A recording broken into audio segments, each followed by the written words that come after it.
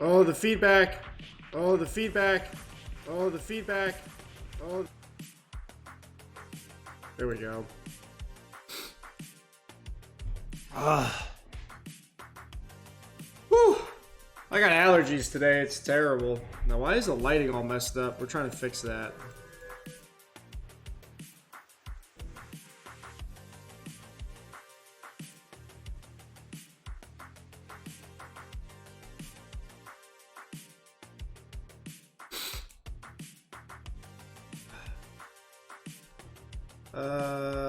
Okay. Yeah, I don't know what it is, but I got some really weird allergy crap going on because of the weather change. It's really strange because it's not allergy season, but that's exactly what it is. Watery eyes, sneezing. So if I sniffle, crackle, pop, now you know why. Sound test I think went well. Stream, it looks stable to me. Everything's up. We're ready to go.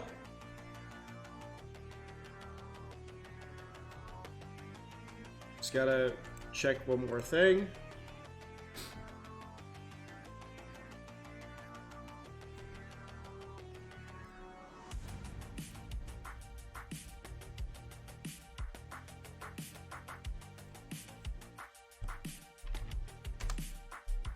Today's tutorial.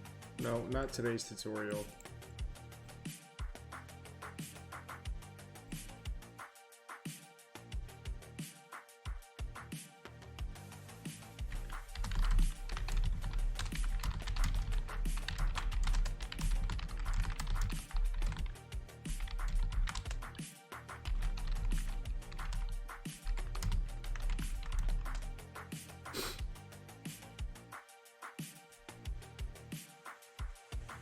Alright.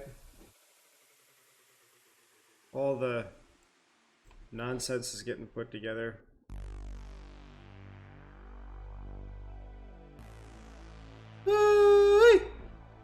Alright, we're back. A cracker at the Olympics. We got Sampdoria up next. It's gonna be one of those days.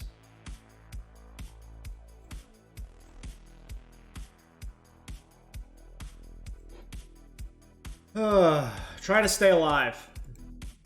In more than one way.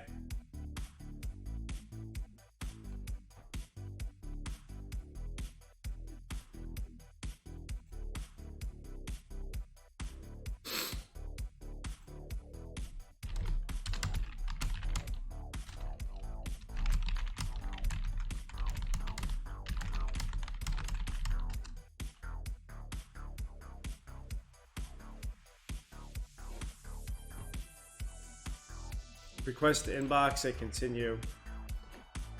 Is why the hell not?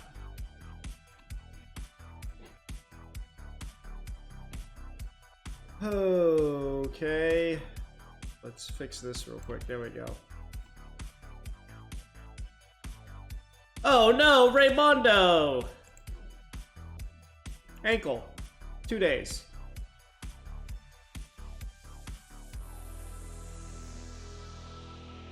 Alright, we can try to pick up points against Sampdoria here. Juve, Milan, Roma, Lazio.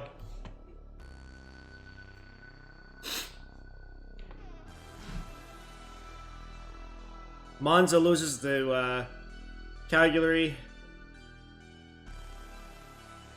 Napoli wins. Verona loses. Torino's right in this zone of misery. Which means we might be able to cop Papetti in the summer.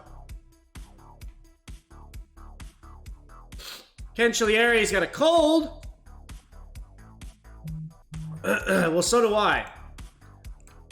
JK, it's allergies.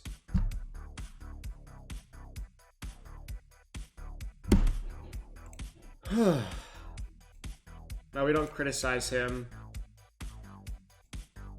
Those guys aren't going to be playing with the club anymore. They're just here to be here.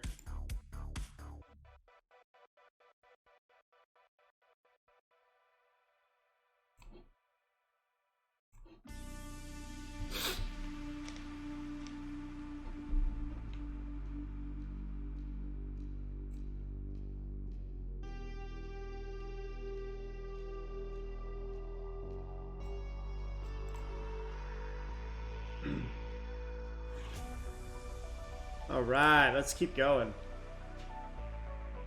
Parma, Fred got sent off. Their misery continues.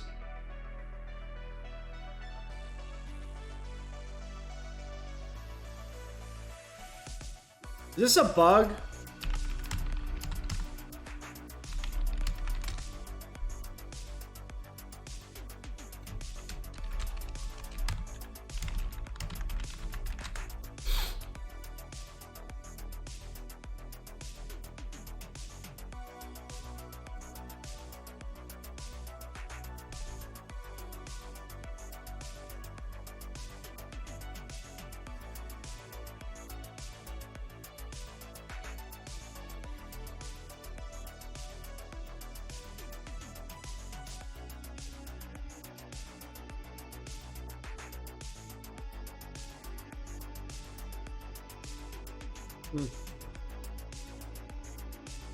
Odin, good evening. How are you, Odin?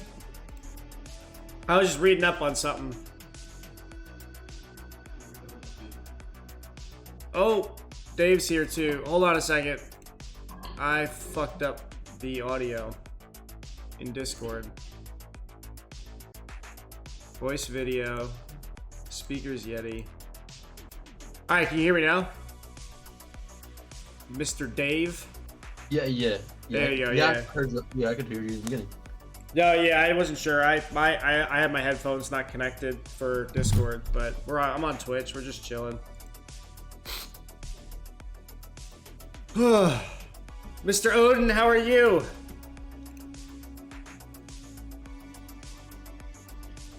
Dude, I tried to get a NVIDIA graphics card today through Best Buy. Absolute miserable experience.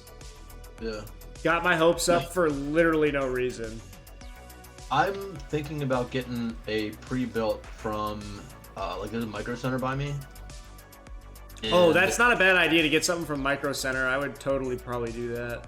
Yeah, they have, like the newest gen Intel, I think i7, a 3070 terabyte solid state drive, 16 gigs of RAM, and it's like $1,700, I think. Is that DDR4 or DDR5? I'm not sure. I would try to get a, because I was talking to Nick about it. He showed me some pre-builds, and I was like, trying to get a pre-build with DDR5. It's going to be more expensive, but it's more future-proof. Let me, yeah. Because DDR4 has been around, literally forever. That's probably the only way you're going to get a graphics card, too. He probably sent you the same thing because I linked it to him. Oh, okay. Because we were talking about it earlier.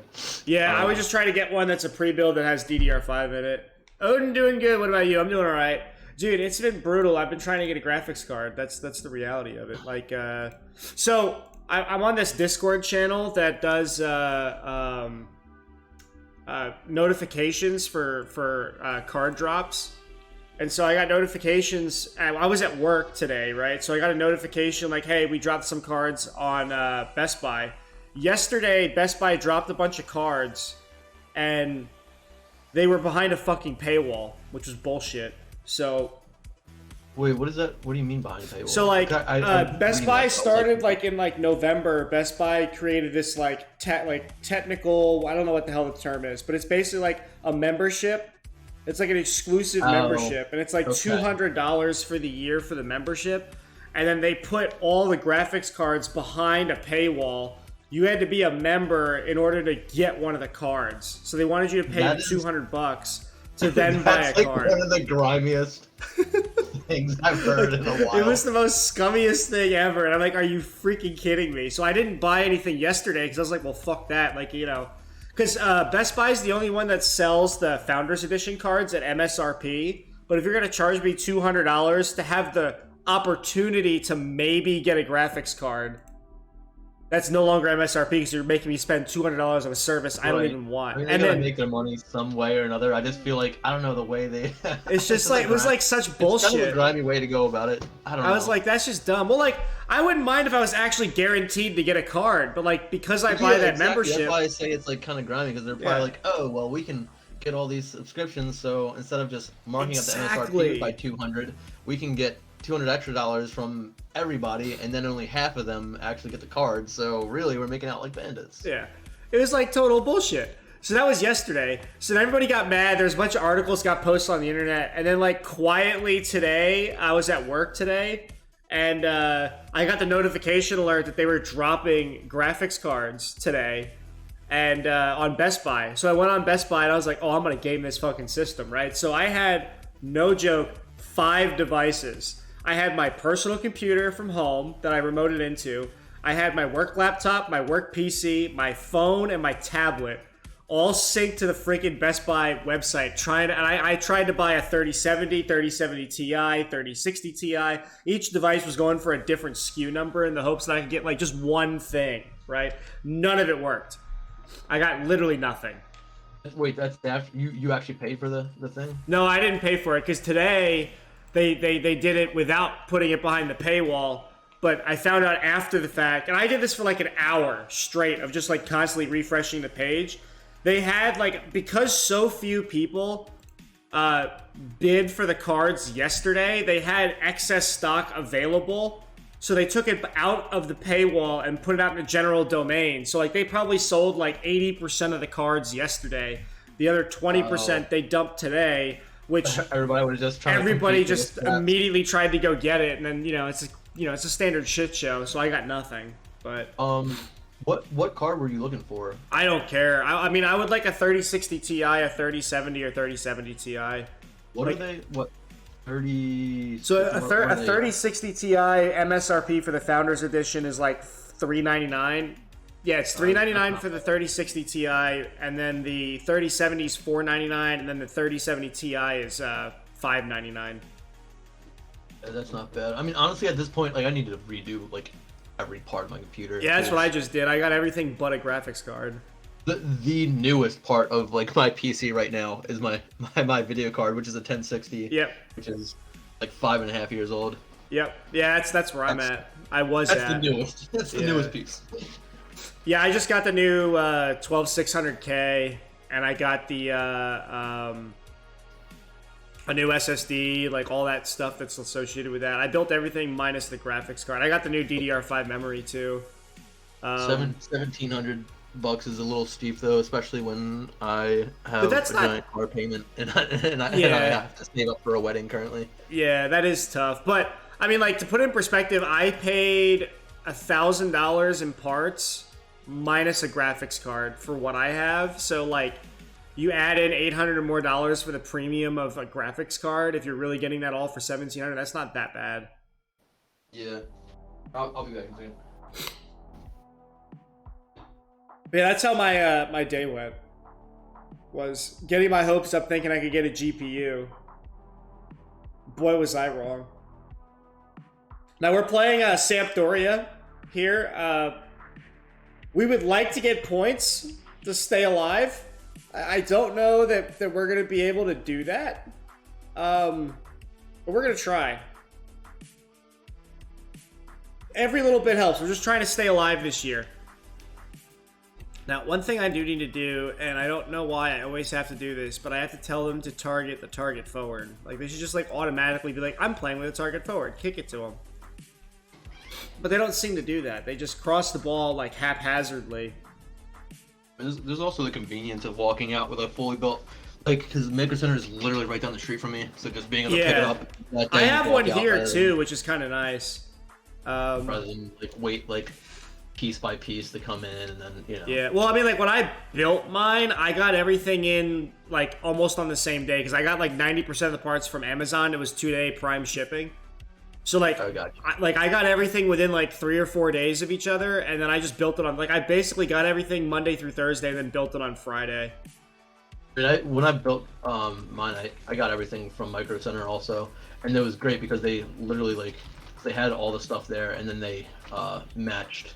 There's a couple pieces I had to order, but most everything I got from there, and they matched like even online, like Newegg prices. Oh yeah, Micro Center is really good with that. They'll match price. They'll do price matching or whatever, which is great. You could also actually build one in their store.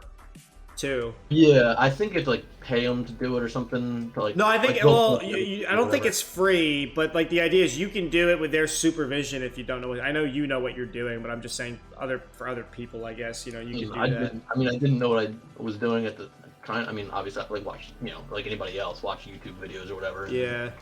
But Oh, the verbe off the post. But yeah, I mean that's the thing with the pre-build is like it's convenient. You just walk out the door, it's all in one. You have it, right? But you are paying a premium for that, and you're not going to get exactly the most optimal thing, right? That's like I don't know. I mean, I would argue it's pretty awesome because it's gonna. I mean, they're not just picking parts willy nilly. You know what I mean? no, it's not willy nilly. But like I said, if you want to it'll give you like a 90% answer. If you want to eke out that extra 10%, then if you're somebody like me, that wants to do that, then you're not going to get exactly what you want, right? I mean, if I could go to the store right now and buy like a 3070 at MSRP, then I would build my own shit or part stuff. Yeah, no, I agree. That's the one big difference, right? Is with a pre-build, you're going to pretty much guaranteeingly get the graphics card. So that's almost worth it just by in and of itself, right? Yeah, exactly. Currently playing in the Bundesliga, started in third. What's the in the third MSRP league. on 3070 MSRP? 3070 Founders Edition is $499. Yeah, okay. You're not going to get a Founders Edition card, though, in a pre-build. It'll be like some EVGA or Asus something or whatever. So, it'll add another $200 to the price, probably. Yeah. The Founders Edition is not the best version. It's not, but it's the cheapest. Really the only problem with the Founders Edition is cooling. Yeah. It doesn't have a great cooler on it. Realistically, to get an actual 3070, well, right now, obviously, it's going to be way overpriced. But even if you got it for guess what? You can find them online for anywhere from $800 to $1,000. I've been on the price trackers. Right. But I don't know. I get no help from the board. I hate them, dude. Odin, I feel you 100% because I'm playing as Palermo right now, and it's a very similar situation, right? I have $10 million of wage budget, and the next highest team in wage budget, which is the 19th place team, has double my wage budget. That's so broken, right? I play out of 20 teams in the league, I'm the lowest. I have the lowest wage budget of everybody in the league. The next person above me has double my wage budget. The 19th team has double my wage budget. That's ridiculous. Literally no love from the board. We got to make some changes here. But yeah, that's the thing is if you can get a card on a pre-build, then go for it. That's what I say. Yeah, I don't know. It's just so expensive. It's crazy. It is really expensive, but here's the thing though. For me, it was okay, let's say you spend $1,700, right? That's a lot of money up front. But my last computer I built was for 10 years. I literally had it 10 years. Yeah, that's where. So the one I have right now, it's going on the computer itself. The video card I've had for 5.5. Got that a little bit after. But basically, it's Yeah, but everything else of it though, the CPU and all the other shit, the motherboard, the memory, the case, all that stuff. I didn't replace it for 10 years, right? So when you amortize it over time, it's it's actually not that expensive, right? I would have to realistically, what I have right now, I'd probably be if I got a 30 series something, I'd probably be bottlenecking that. And then your CPU would probably be a bottleneck at that point. Yeah, and I'd probably have to get. I haven't looked into it at all or whatever, but I'd probably have to get a new power source, and I definitely need more RAM because I'm running with fucking 8 gigs of RAM right now. So I don't know how you survive with 8 gigs of RAM. I had 16 and felt like I was dying, and now I have 32. Yeah, it's pretty. Or is it 8 or is it 16? There's no way you're on 8, bro. Fucking Windows takes 8. I'm pretty sure I've got 8. Dude, Chrome tabs, they easily take up 8 gigs of RAM by themselves. Hold on. Yeah, I'm rolling with 8, bro. Dude, you are a wild man. Yeah, I'm rolling with 8. I don't know how that works for you. I genuinely don't. I open a game at 4 Chrome tabs and I'm at 12 gigs. of ramp, like instantly. Yeah, I don't know. Like, I don't know. It's actually honestly like fine, pretty much. I mean, unless I have like 50 tabs open, obviously. Like right now, I'm like playing with what? I don't know. What's that? 2, 4, 6, 8, 9 tabs, and oh, there's another window with 3 more tabs. So I got a dozen tabs. Oh, we scored! Let's go! Oh, dude, we might get all 3 points here. Beautiful ball. Riccardi immediately does the through ball to Oristanio out there, and he's able to slot that one home. Fan-freaking-tastic. So, we got it. Cristiano. I miss Ronaldo. I had him on my Juve team last year in FM21. He was fantastic. The dude played till he was like 43 for me in Football Manager. Oh, it was so good. He was just like an absolutely incredible phenomenon. Like literally playing till 43, bagging like 15 goals a season. It was incredible. But yeah, definitely try the pre-build thing. I think that'll work. Like right now, I have 16 gigs of DDR5 memory, the i5 12600K, and I've got a 1,000-watt power supply because it was actually cheaper than getting like an 850. You really don't need 1,000 watts. I get like 850 or 750. Because like if you max out like a 3070, you'll be at like 300 watts for that alone, and then like the CPU can probably be another 150. So. Give yourself some. Yeah, I think I have a 500. I want to say. I don't feel like bending over and looking. No, but I would get a new one. Yeah, that's what I'm saying. At this point, like everything just needs to be replaced. Yeah. So that's why I was like, I get part by part. I could probably save a couple $100 if I did it part by part, but realistically, I'd. Yeah, but when you do it by yourself, it's not really more about saving the money. It's the experience you get. Plus, like, you can get, like, specifically what you want, right? You can be, like, ultra precise is what I mean, you know? Yeah. Yeah. No, I mean, like, yeah, I mean, I've done it already, and, you know, and this... I built my, like, the first PC, like, when I was, like, forever ago, I built completely from scratch, and then this one was, like, zombie, put together, fucking... whatever, I put together from a bunch of different stuff. So it's, you know, same idea. I'm over the experience. I'm more for the. I just want the easiness. I want the ease. Yeah, if I can save like a couple $100, get exactly what I want. Like, I mean, it took me like an hour to basically like start from unopened boxes to like fully assembled, and posting was like an hour. And that was because I had to remove all the shit out of my old computer, and I was reusing the same case. Right. If I had a whole new case, it would be totally different. I just had to buy fans. So I have 2 intake fans, 2 side fans that are all 120 millimeter. Then I have a top exhaust fan that's a 160 and an exit fan in the back that's 140. My 2 front fans, I cleaned out this case because I hadn't cleaned it in over a year. I mean, over a decade, sorry. Not a year, I wish it was only a year.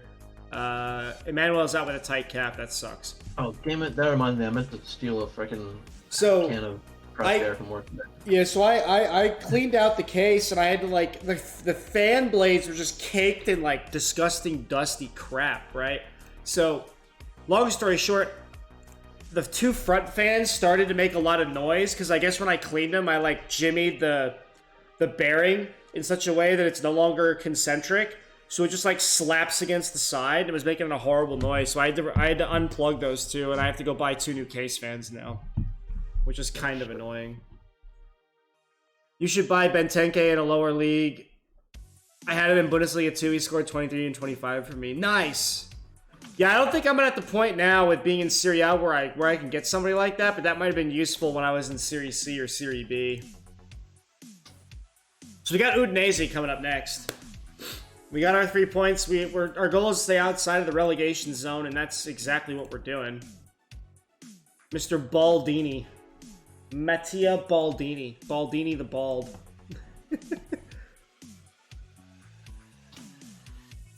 None of these guys are good.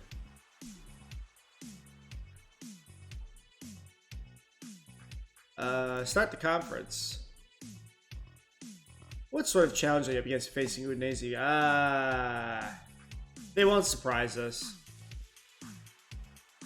I don't think I've suggested that I'm afraid of them. They give us confidence to move forward. How important of a player is he? He's a game changer, of course. He's well suited for this type of match. Done. Moving on. Let's freaking go. Is this my first season in Serie A? Yeah, it is. So this is season number 3 of the save. So season 1, we got promoted from C to B, and we won Serie C.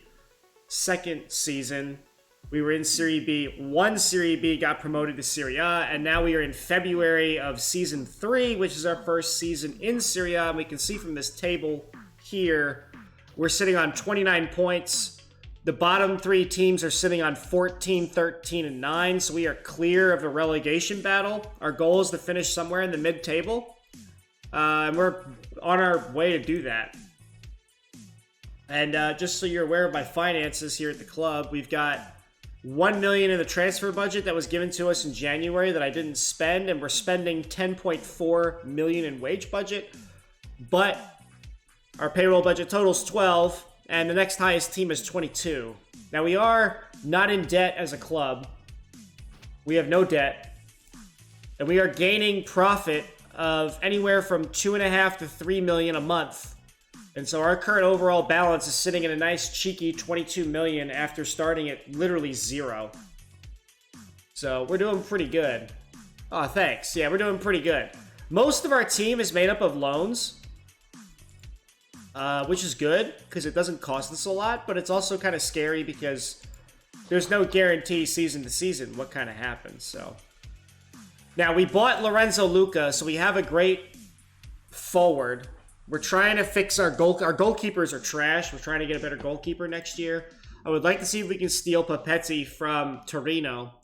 If Torino gets relegated, and they're one spot outside of the relegation zone, like if we go back to, competitions here, they're in 17th place with 18 points. So if they can get relegated, if they come into this zone here, they'll sell a bunch of players because they don't want to play in Serie B, which means we might be able to steal Papetti from them, which would be great because they kind of stole him out from under our nose.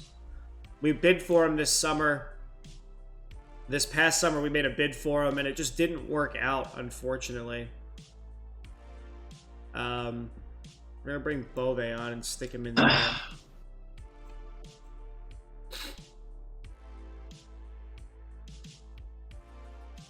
Yeah, we're doing pretty good. Dude, this sucks, man. I got allergies or something. Like, my nose is all messed up. Like, it's miserable. I've been sneezing. It was like 30 degrees yesterday. And today it was 75. Yeah, that always messes me up.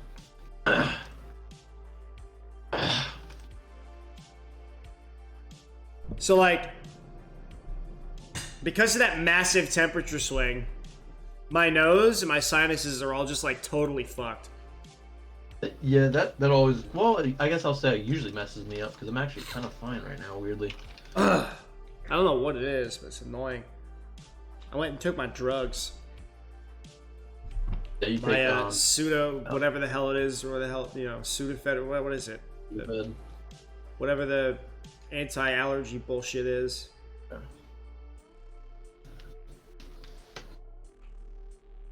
Gasparini gasped for that ball there and was able to save it. That's my pun for the day. But yeah, Nick said he was going out. I was surprised you weren't invited. Where's he going? I don't know. He was like, Dean invited him out. I was like, that's rude. Yeah, I mean, I'm not... Well, I guess we're in DC now. Yeah, I could. He's in DC. I mean, that's where Nick went. He went to DC, so I don't know. That's like a hike and a half, though. Oh, Milanese's wide open. Come on, baby. Let's go. Yes! 4 minutes in, we get a goal. Let's go.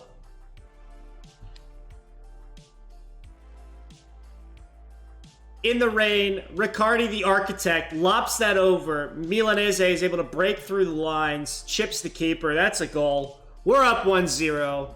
Yeah, let's go. But yeah.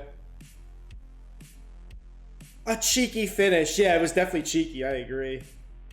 Let's see if we can get a good, like, set-piece header here with Luka. Nope. Okay. He doesn't normally score like that either. Like, he's never really in that position to do so. It's kind of interesting to see him. And oh, Tito getting ambitious with his left foot. But yeah. What have you been playing recently? Because, like, I've been on Ark for a while. I don't know what you've been up to. So I'm you're playing Paths of Exile, right? Yeah, I'm playing Path right now. I got Ark, the new one, Ark, whatever. Oh, the other one. That's the other different game or whatever. But I know what you're talking about. Lost Ark is what it's called. Yeah, the Lost Ark thing. I got that. Even like paid whatever dollars for the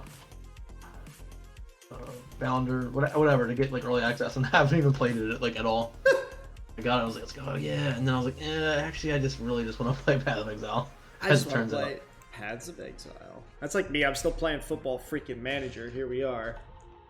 But yeah. We're like pretty close to finishing, I think, the first map in Ark. I haven't streamed Ark, partly because I don't know that my graphics card can handle playing Ark and streaming it at the same time, to be honest. We're going to try. Oh, hey, identical goal again. Come on, baby. Let's go. Oh. But I don't know. I feel like Ark isn't that entertaining to watch on Twitch. Maybe it is. Maybe it isn't. And we're playing on a player versus environment, like a PvE server. So it's like, you know, me and some mates, some friends. We're not playing on. I can't do PvP type shit anymore. It's too stressful. Rust took it out of you. Dude, like I had that phase with Rust, and it's just like it's too much. Like I have a job and shit. Yeah. Oh, is Luka gonna draw the penalty? Yes, he does. The ref points the spot. Let's go. Come on. Let's freaking go. Luka gonna take the PK. Let's go 2-0 up. This is huge. We're playing at home. We never win at home. Oh, let's go. Let's go. Dude, we are starting off amazing today with a win and almost another win. Back-to-back wins would be huge.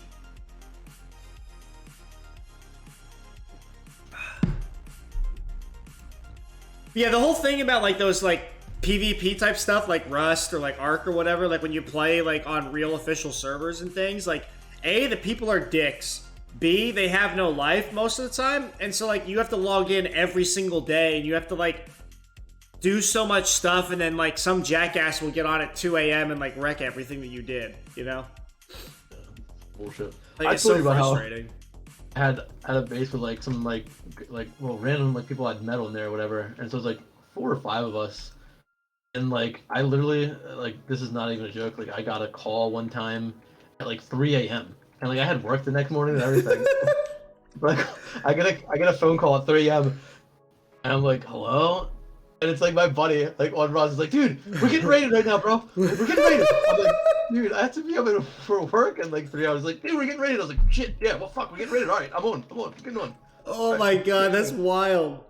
And, like, we're defending our base at like 3 a.m. for like an hour. You're defending it for a while, and then like, you know, you're like done at like 5:36, and then you have to go to work.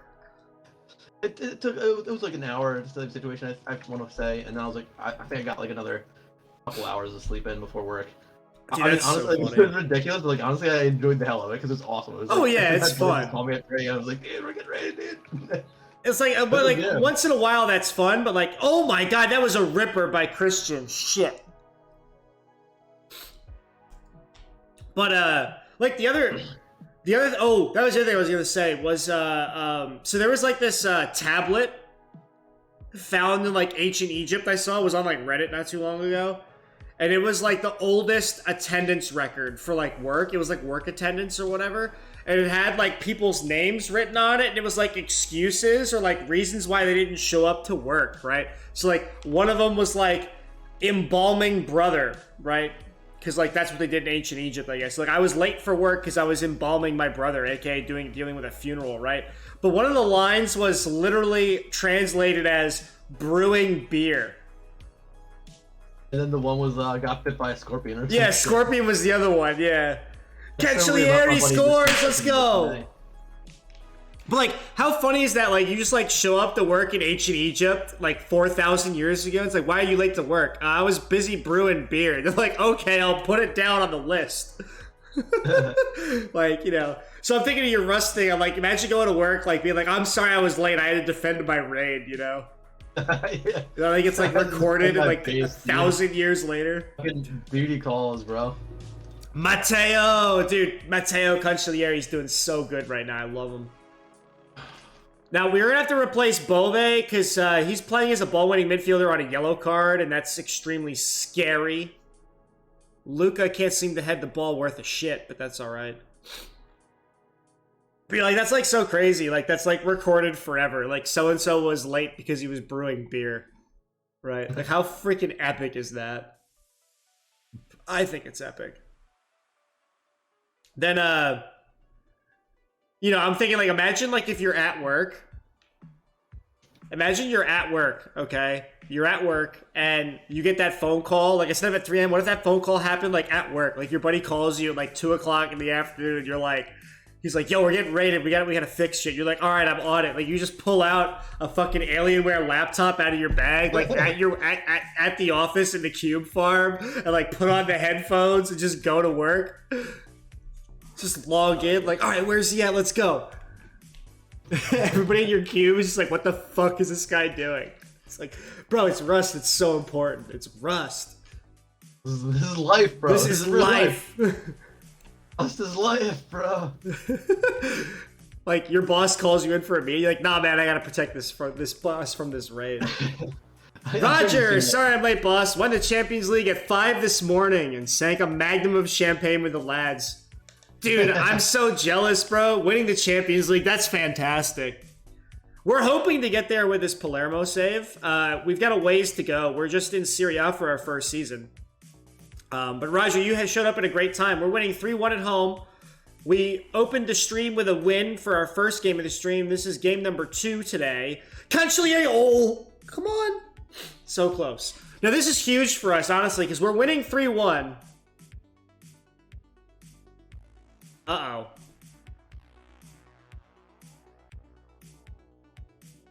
That was a hypothetical scenario, not 1 in 22 yet. Ah, okay. Fair enough. Now, I don't know who just pinged that ball out of my goal, but I'm extremely grateful. Team's exhausted, but with a 288 XG, 3 goals, we've kind of held our own. We don't play well at home. We play like dog shit at home. I don't know why, but like we've always played like dog shit at home this year. And even when we were in Serie B, it was a similar thing. So the fact that, wow, Luca, that's a red card. Double yellow. Give it to him. Let's go! Mina gets a red. And this will hopefully seal it for us in the 81st minute here. But, like, you know, I'm trying to think of, like, teams in sports that, like, actually have this problem in real life. Like, who just, like, shits the bed for home games? Can you think of a team? Because I can't. Like, what's a stereotypical team that, like, shits the bed at home consistently, right? Because that's us. But not today. Oh, Laverbe almost getting that in. But yeah, I feel like that'd be a great way to go to work, just with a gaming laptop and just be like, you know, I'm on it, guys. I'm here. Just be obnoxious. I'm sure you've seen the thing before where the guy's like, who was it? I forget who does the comic, but whatever. Like his boss goes to him, and he's like playing a video game or whatever. He's like, hold on. And the boss is like, what are you doing? And he's like, oh, hold on, I gotta fight this boss. And he gets up and punches his boss. He's like, right back. I saw that. I remember that. Yeah. You think he's talking about the game? He just punches his real life boss. Yeah, yeah. It was Cyanide and Happiness, I want to say. Yeah, dude, it's so funny. I remember watching that. That was great. Hold on, guys. I gotta fight this boss. He fucking gets up and just decks his own boss. And that's full time. We win 3-1. Very, very pleased with the way we played that.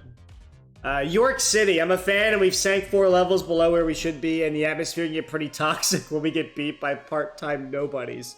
Alright, fair enough. So they do exist. So this is actually really critical. We're 26 out of 25 games around our peers. We got 32 points. Our goal is to get to 40 by the end of the season, because that guarantees we don't get relegated. We're 8 points away from that. And what's really interesting right now is we are only 16 points off the pace to a European spot, which means next year we just have to make maybe 2 or 3 signings and we should be able to compete for 5th, 6th and get into the, at least like the Europa League or something. Now, we're hoping that Torino drops down to 18, 19, 20 because we want to buy some of their players on cheap if they get relegated. So we're going to hope that they can slip up here. But we are sitting exactly where we need to be. We're sitting pretty. We're sitting well. Extremely happy.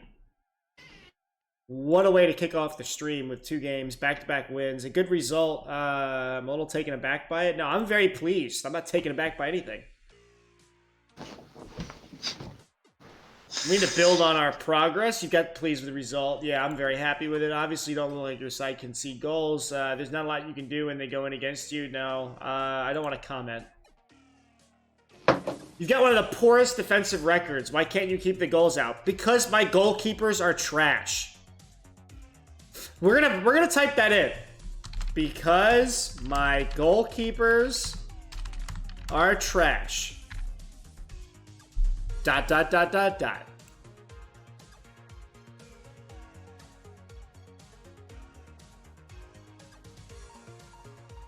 it sounds pretty simple. We just don't got the quality to compete with the extra comment. We're just going to really stick it to our goalie here. Poor Oscar. He's getting trashed in the media by his head coach. But hey, it happens. I like that personal flair with FM. You can, like, when you're talking to the media, you can just type in whatever you want. And the game, I don't really think actually takes that into consideration, but if they could make some AI thing that does, that'd be awesome. Wouldn't probably be too hard to code, honestly. You just, like, borrow like Amazon Alexa or something.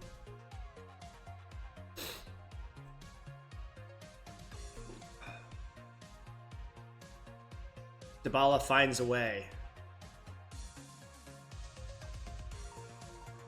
Where did he go? What? So he left Juventus to Man United. And then he's at Milan on loan, and then he's going to permanently move to Milan. You know what? Not with that kind of a wage, but I was going to say maybe we could bring him back to Palermo while we're at it. Like when Nigel Pearson called a journalist an ostrich. Yes, exactly. Exactly like that. No, I didn't want to attend this. Son of a bitch. I don't attend meetings in real life. I'm not going to attend them virtually. That's just the way it is. My other famous one I like is Gattuso. Let me see if I can link this. This is so funny. Sometimes may be good, sometimes may be shit. Oh, it's so funny. This is personally my favorite. I absolutely love it. It's my favorite. Here, I'll link it to you for you, Dave, as well. So funny. Sometimes may be good, sometimes may be shit.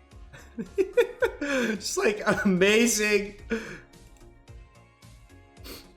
Eric Cantona talks about pigeons. I don't know if I remember that one. That's also fun. Around the continent here, we got Man City on 27 games played, 69 points, leading the Premier League. Man United at 65, Chelsea at 60, Liverpool 56. Surprising in La Liga, we've got Barcelona in 4th place with 49 points. Atletico Madrid pulling away in 1st with 60. Barcelona's fallen off a cliff, not sure why. Monaco, PSG at the top of the table in France. Obviously, we know what Serie A's did with Juve pulling away finally from Inter. Bayern walked away with Bundesliga. And Porto is 10 points clear of both Sporting and Benfica. Boca Juniors are already champions of Argentina. And Ajax is in first place in the Eredivisie. Fiorentina winning against Sassuolo. So everything's on 26 for the most part, except Lazio, but that's okay. Everybody around us. So we're on 32 points. Monza's on 33. And Torino are 2 points clear of relegation, but they have a game in hand. It's from around the time when he got his ban for Kung Fu kicking an opposition fan. Okay, that would make sense.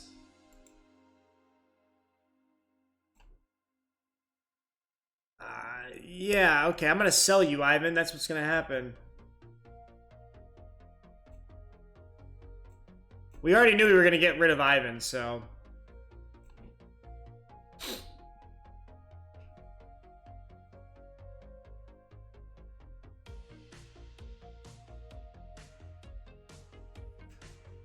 Now, let's look at Ivan real quick. We got him on a free, okay? We got him for free. So if we get any money for this guy, it's money well spent. So they want 1-6 up front on a 1-1. These guys are offering 1-9 up front.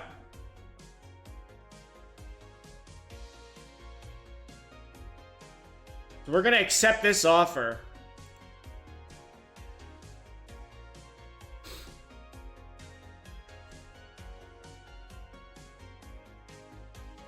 We're going to reject this one. I'm not doing a salary contribution. I don't think I remember that, Roger. Yeah, Roger, definitely link it. Even for those that are that haven't seen it themselves, just link it. Go ahead and link it in the chat. You should be able to link it. I don't think I disabled linking. If I did, I'll try to figure out how to undo that. No, Matteo! He's out for 2 days with a hamstring. Nobody caught Shroomish.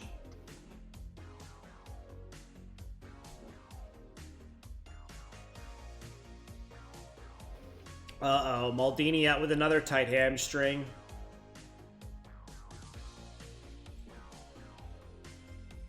Not so good. Fiorentina are up next.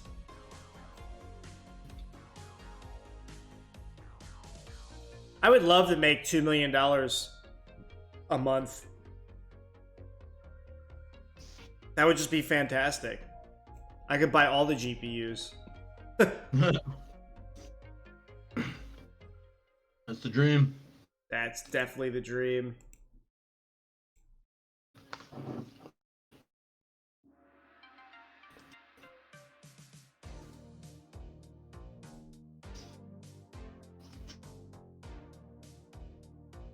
Oh, Tito got named into the squad. That's kind of cool. 55 seconds in. All right, give me a second. We'll pull it up.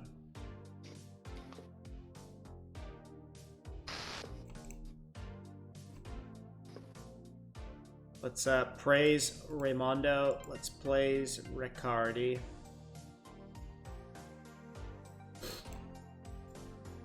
We'll praise Laverbe. Now, Olio's no longer with the team. Neither is De Rose. Cristaldi, though, you are going to be criticized for your training. As a youngster, I brought you into the first team for training purposes so you could learn discipline, not suck. Yes! Torino dropped points, so they are only 2 points clear. This is perfect. All right.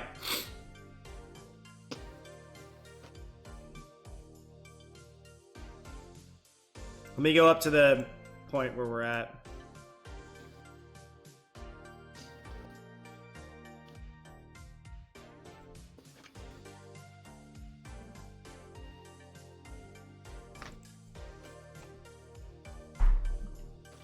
I'm watching it.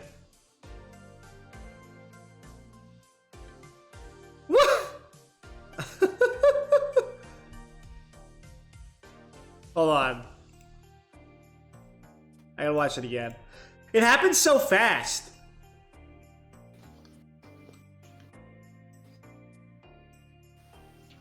He just kung fu kicks the dude. Oh, it's great. Yeah, I remember seeing this. It's just been a very long time since I've watched it. I did not see that live, but Kentana didn't care. Of course he didn't. That's pretty funny.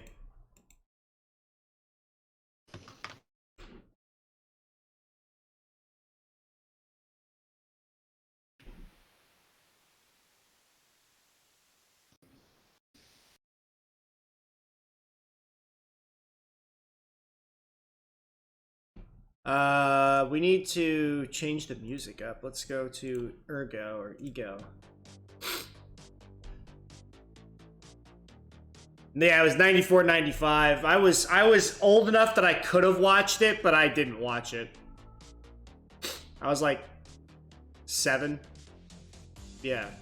I'm in context disgruntlement with how things have been going. Nobody here is happy with how you've been playing, but we need to stick together.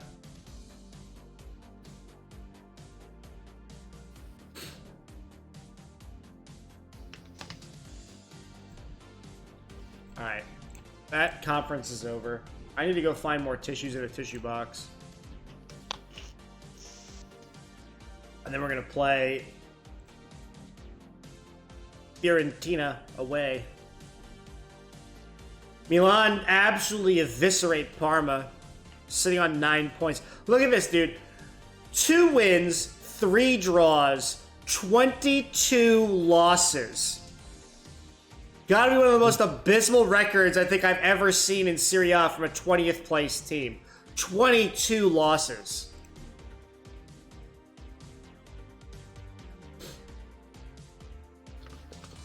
Oh, they picked up Bentancur too? Dude, Milan picked up all the Juve rejects.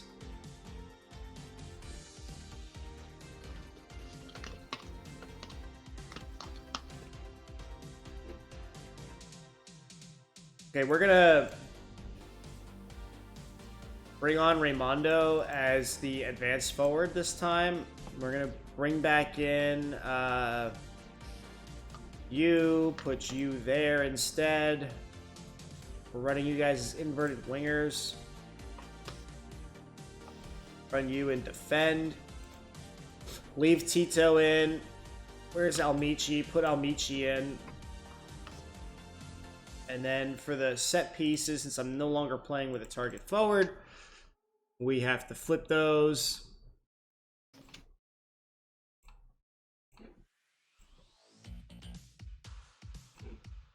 Go to the match.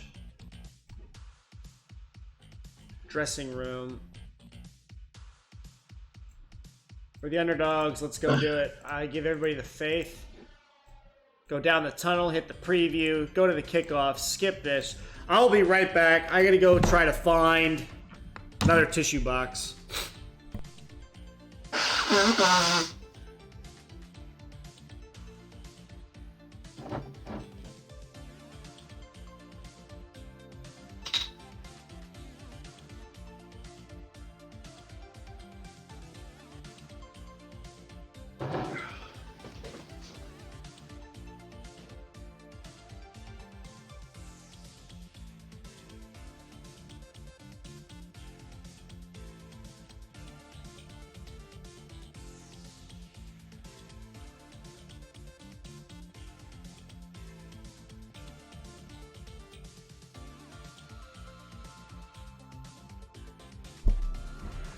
Damn, dude, I stepped away for 1 minute. We almost scored.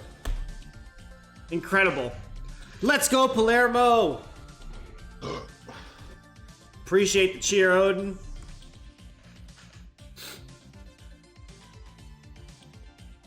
Tito with the ball. Maldini. Top of the box. Maldini again. Riccardi. Bove. Oh, Almichi's got it. Cross. I don't know what's going on right now. What? Incredible.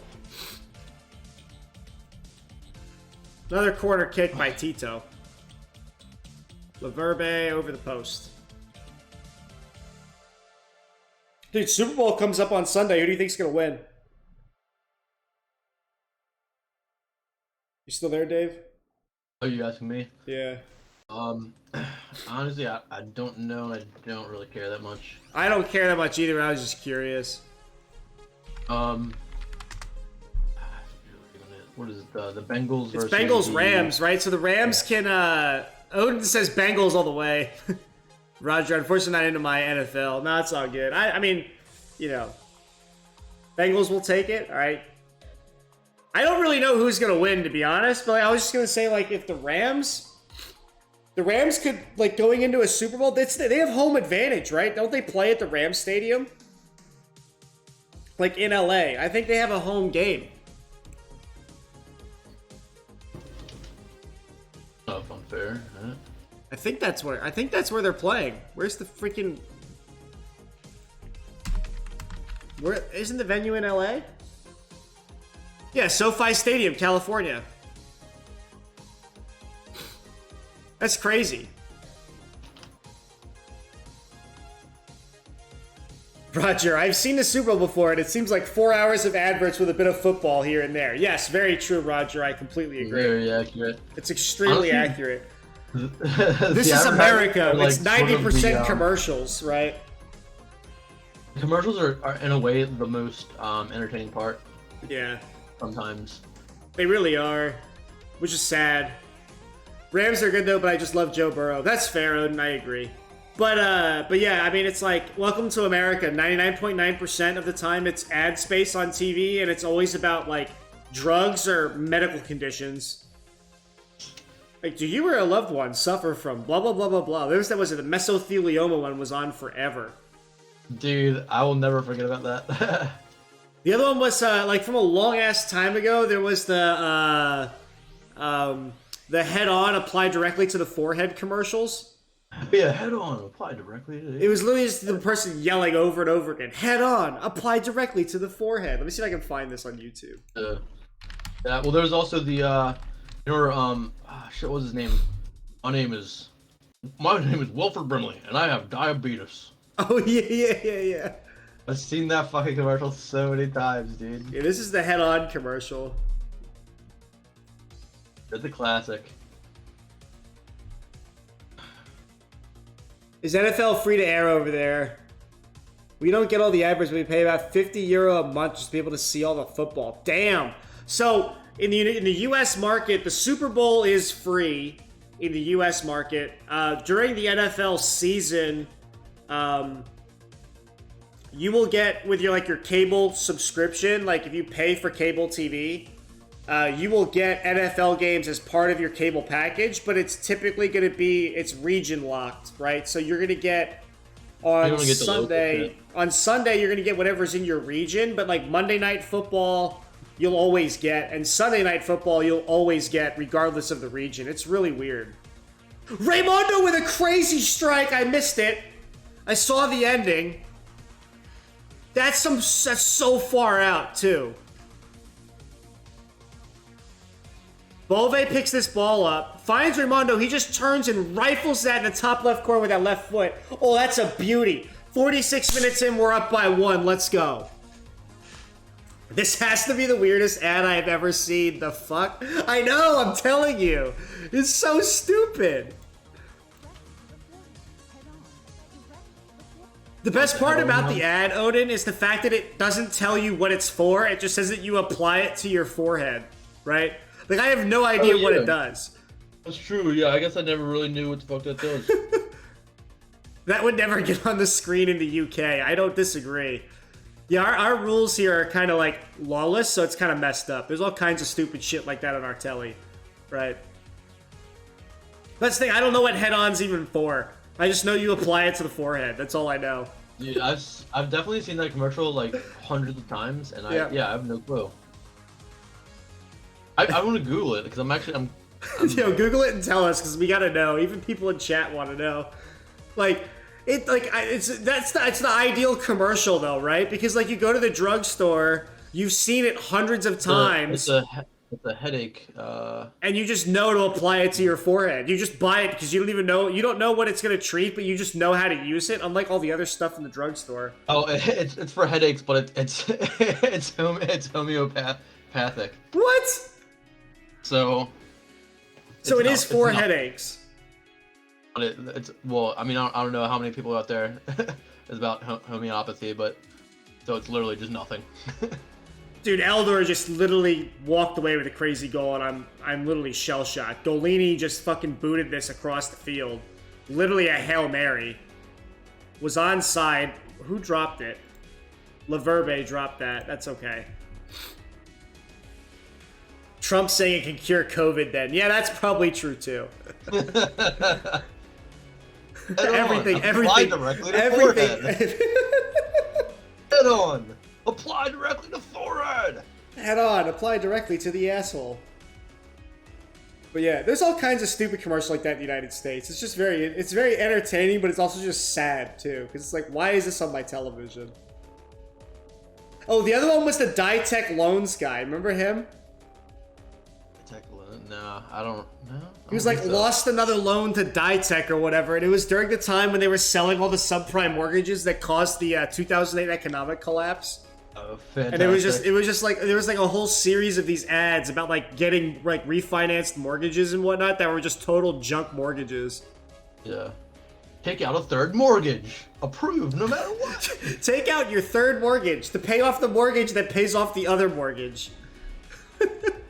It's all fine. It's good. The best way to get out of debt is to just like put that debt on debt, right? That's what you do. you borrow to borrow the borrow, right? It's clearly how it works. What could go wrong? What could possibly go wrong? Oh man, that's so sad. When you say it out loud, yeah, a little bit. Yeah, lost another loan to Ditech. I don't remember that. You remember J.G. Wentworth? Yeah, J.G. Wentworth. Wentworth. 877 cash now. Cash now. You just always get the cash. Raimondo's free. Oh, he almost scored. If you have a structured settlement and you need cash now, call J.G. Wentworth. 877 cash now. I just want to know who called that was like, yeah, I'm here for my cash, you know? Dude. J.G. Wentworth commercial. I'm gonna link this because it's so funny. Oh yeah, they need to see that shit, dude. That shit that's like ingrained in my brain. I'll never forget it. There's so many versions of it too. Yeah. Oh, there's the Viking one from 11 years ago. The Viking. Yeah, I was gonna say the Viking one. There's the one where they're on the bus. I have a structural settlement and I need cash now. Call J.G. Wentworth. 877 cash now. Dude, that's a great telephone number though, right?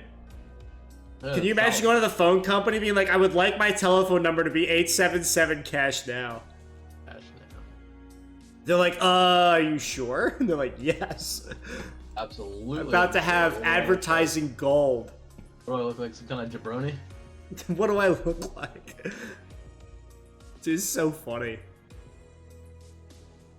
Oh, Raimondo almost had it again. 78 minutes in, we're tied 1-1. The stats are even. Tito with a corner kick, going to the near post. Laverbe is going to go wide and not get anywhere near it. But yeah, there's been some crazy weird commercials. I always liked the Budweiser ones and the Geico ones, though. Those were ones that were good. They were funny. They were nice, right? They weren't just like obnoxious like some of these other ones. The classics. Or like the Old Spice ones, too. Oh, yeah. That was pretty good. Oh, Cancellieri! And he uses his left foot. The guy's got to learn how to use more than one foot. Another corner kick. We're piling on the pressure. Let's see if we can get another win. Mandy's going to head that clear. Bove trying to go pick that up. Back to the keeper. Golini going to freaking boot this ball all the way up. You watch. Yep, there he goes. Wanderson. Riccardi. I'm from Iceland. There was an ad the other day that had everyone naked and it didn't have any context, and all of a sudden it was a phone ad. It was so weird it made no sense. It's actually pretty funny. But do they have nudity in their ads, or? No, yeah, like Europe and like the rest of the world is so less prude compared to us. Like they have all kinds of I don't want to say sexually explicit, but they're made way more suggestive ads than like what we run here, right? You guys get the fun ads. You get ads with like half-naked women in them. Like we get ads where it's like, Your grandmother might die of mesothelioma, so buy this drug.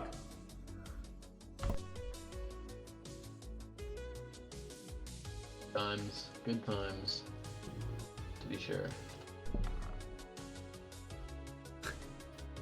I want to know, like, imagine, like, being in the room. Like, imagine being in the room, like, that, of, like, the decision makers that, like, come up with these commercials. Like, can you imagine what that must be like, in those meetings when they, like, pitch these things? Like, I think we're gonna do this. I mean, say what you will, but, like, you and I and, like, an entire generation... Oh, we remember every single one of them. AG Wentworth commercials, always. Yeah. Like, we'll be on our deathbed and we'll be like, fucking AG Wentworth, They're gonna bro. play that as a eulogy at my funeral. So, I mean, objectively, I'd have to say that's, like, one of the most effective commercials, like, I've ever seen, or I know of, at least. Yeah. Yeah, but it's also, to be fair, not only do we remember them, but we literally never used the service because I never needed cash now. The reality is I didn't have a structural settlement, right? That's the real thing. Odin is now following. Right. Odin, thank you for the follow, man. Appreciate it. I can't remember what it was advertising, but the line at the end of an ad a few years ago was, and I quote, "It's always better to swallow." Oh, that's fantastic. Cringeworthy. You gotta find that, Roger. You gotta find that and post it, because that's actually hilarious.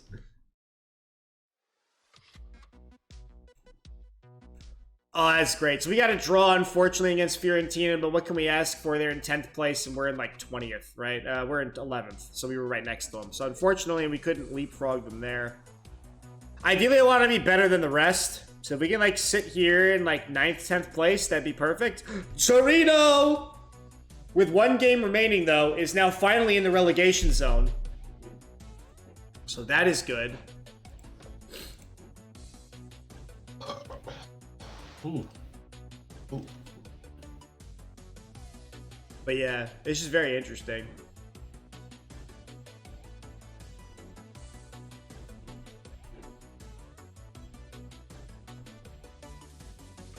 All right.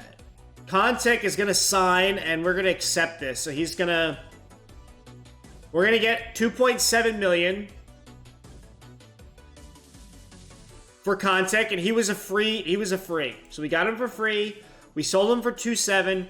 Great bit of business. That's the type of stuff we have to do. Slowly build up some money in the club.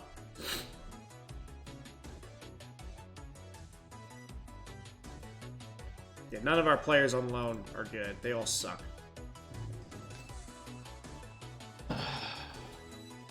Mr. Latouche. And Milan move forward against Roma in the semifinal of the Coppa Italia first leg.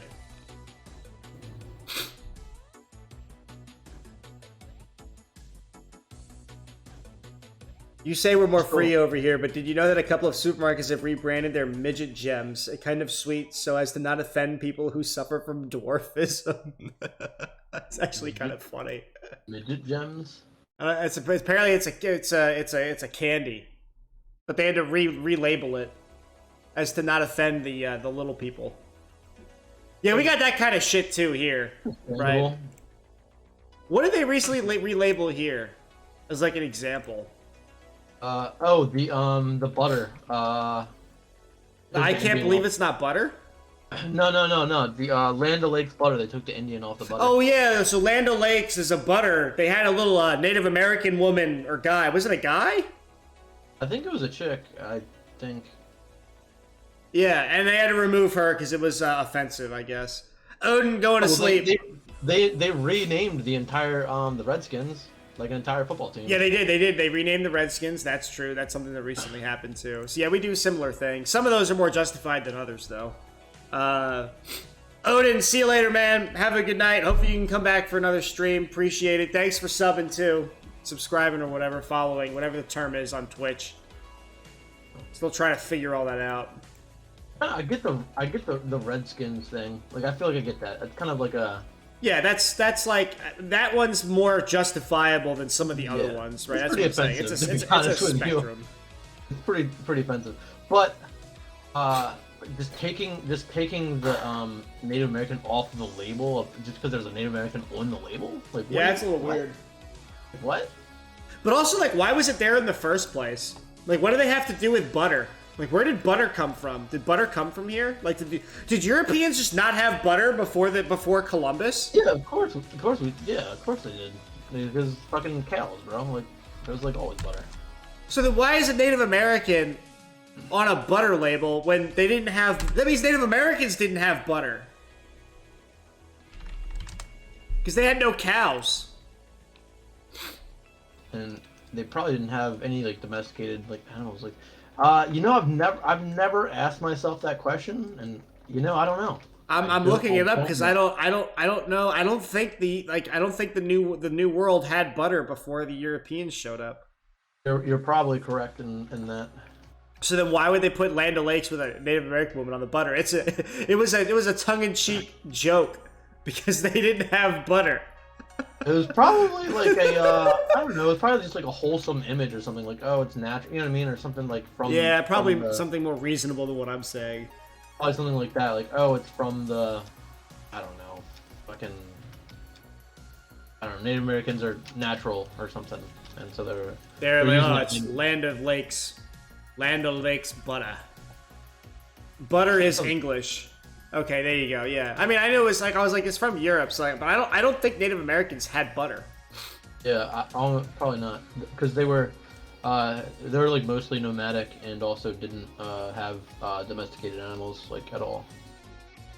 They didn't have cows, right? I don't think. I know so. they didn't have horses. What they did? They did have. No, before Columbus, there was no horses. Oh, really? Yeah, there Okay, was I no remember. horses. Like, before Columbus showed up, there was no horses in North America or South America whatsoever. And you know what's hilarious? I know this because I looked it up a while ago. I was watching some TV show about it. The horse originated from North America, like, millions of years ago, and went across the ice bridge to Asia, and then just, like, left. It just, like, YOLO. It was like, fuck you guys, I'm out. And it just disappeared. And all the ones over here just like died out or some They shit. either died out or they just didn't exist anymore. And then that's why, like, North America and South America never had any horses. And then when the Europeans came in the 1400s, they brought horses over. So that's why, like, your typical, like, Indians on horseback kind of thing is, like, that's a 1700s thing. Like, before that, they didn't have any. Huh. I feel it's like, so I never really thought about that. I just assumed they were here because it's like, like, But, like, I don't know. Can you They're imagine, so like, being an Indian and, like, you have to hunt buffalo, like, on foot? Sounds whack. And then, like, some white dude shows up in, like, a massive boat, and he's like, yo, bro, use a horse. You're just, like, mind fucking blown. It's gotta be so weird. Also, here, have these diseases. It'll help. Yeah, yeah, here's all these diseases, too, yeah. Can I get this with a side of smallpox? Malaria, whatever the fuck it was. I don't know. Yeah, no, yeah, it was smallpox. I'm almost certain. That was around the time of the Ice Age, I think. Yeah, I think so. I don't know. Something like that. But yeah, I don't know. It's just really, really, really, really weird. You just don't think about these things. Then you do, and you're just like, what's going on? Yeah, I don't know. Like, I might just not know or whatever. But I never saw like what's offensive about having a Native American on the butter. I guess just using the image without consent of some sort or something. I don't know. Oristanio is injured, so we're gonna do this. We're gonna bring in Milanese. He can come in for Bove.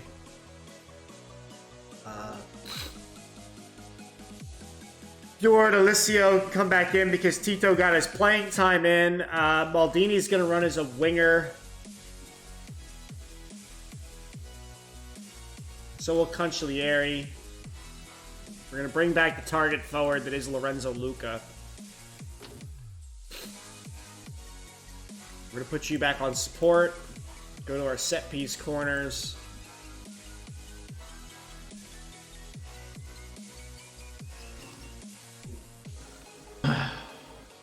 Go to the match. Yeah, it's just weird to think about, like, things, like, didn't exist in certain parts of the world, you know? Like, they didn't have chocolate in Europe. That's weird. That's it was South American originally, right? Yeah, so, like, before Columbus, there was no chocolate. I don't think there was coffee either.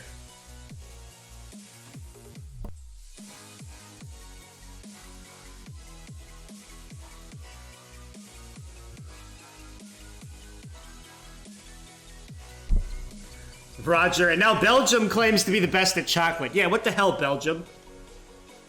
You didn't even have chocolate before. Hey, I mean, you can take something and perfect it, you know what I mean? That's true. I dare say the Americans perfected the pizza. Or some might say bastardized it, but... It was a totally different thing than the original. But yes. There was also no cocaine in Europe before Columbus. What a sad, sad world. Like, what did Europeans get high on? Anything? I mean, they got drunk, obviously. That was about it. Yeah, probably. Like, can you imagine, like, Columbus, like, coming back to Spain with all this, like, exotic stuff? His dudes are just high as hell, like, on the voyage home. Like, dude, I got fucking chocolate. Yeah, I got cocaine. chocolate. I got cocaine, and I got cocoa. I've got caffeine. I've got mad. They must have been fucking wired, dude. He's like, yo, you guys gotta try this. He's like, yo, welcome to the cocaine boat. Dude, that's why, like, Columbus came back, right? And then, like, literally, like, was it, like, a couple years later, they sent, like, 3 times as many ships, you know? Yeah, understandably. That's understandably why. He's like, we're looking for the coke. We need more cocaine. El Dorado and the gold was a ploy. What they were really looking for was that cocaine. We had turnips. Could have ruled the world with them. Might not be wrong. Dude, how does Cancellieri miss like that? But no, I don't think I'm wrong either. I think it's legit. That's my new, like, history hypothesis. Like, you know. It wasn't the fucking, what was it, El Dorado, the Road of Gold or whatever, it was fucking the Road of White, bro. It was Snow White, literally. White Road, bro. The White Road. Aw, Cricket Tune escape. Like, I'm just trying to think, like, imagine, you know, you're in, like, Europe or whatever, and this new stuff just gets introduced. Like, that's gotta be so weird, you know? Like, you've lived your entire life, like, generations, like, not having something, and then this new exotic thing, like, randomly shows up one day, and it's, like, hyper addictive. And you're like, oh, I gotta have more, and it's like, sorry, it takes 8 months to get across the Atlantic. Like, alright, well, I guess I'm getting on the goddamn boat. Like, that's how they got him to go on the boat. They were like, you mean there's an entire world full of this stuff? And it's over there? Right? Sign me up. Let's go. Let's go. Can you imagine how dumb Columbus must have felt when he got there? Was like, I think I'm in India, you know? Oh. It's like, no, bro, it's a whole new continent.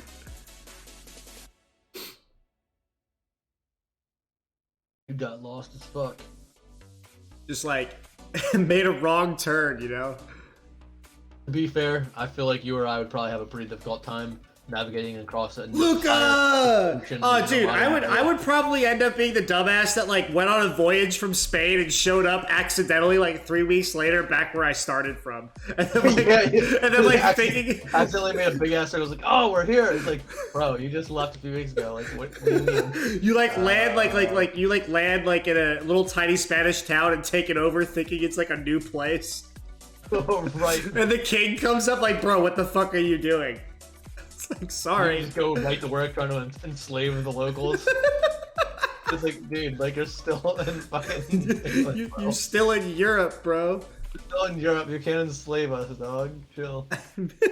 Oh my god. There's the opium. That's true. China did have opium in Asia. UK is where... really? You guys have an opium problem in the UK? I didn't know that. Heroin similar to crack in the US, yeah.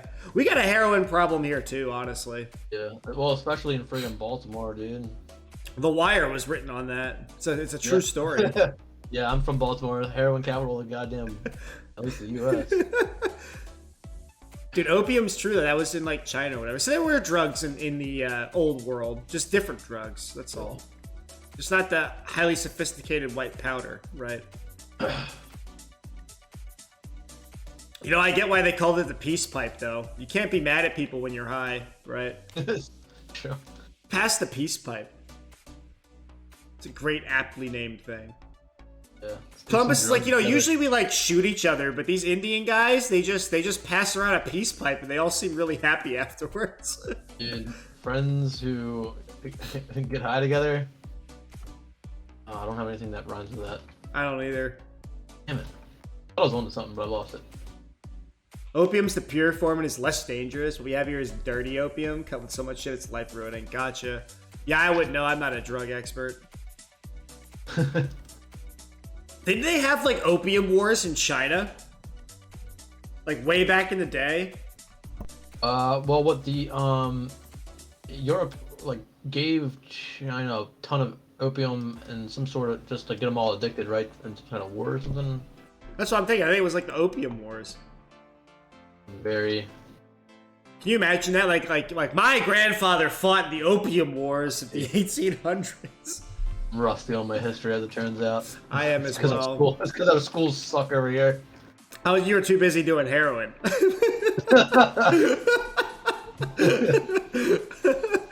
Oh, it's so fucked up. Oh man. But yeah, I don't know. It's just interesting.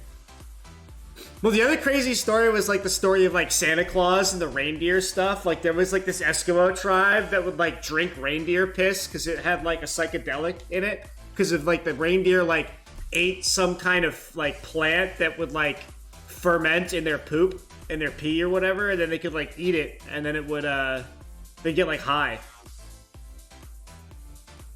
I'm not making this up. That's like a real thing. I believe you. I mean, humanity has done lots of weird shit to get high. So. It was like they would like chase a reindeer, they would drink its piss, and then they would get really high, and they'd feel like they were like flying around the world. And that's the whole like Santa Claus and the reindeer thing. I don't know if that. I feel like that's not the origin of it. No, it totally is. I'm gonna Google this. I'm gonna tell you. Reindeer piss Santa Claus. Sounds wrong, but I think it's some nasty stuff. Yeah, Don't know Santa Claus is about a it. shroom tripping shaman. Yeah, Santa's psychedelic history of Christmas.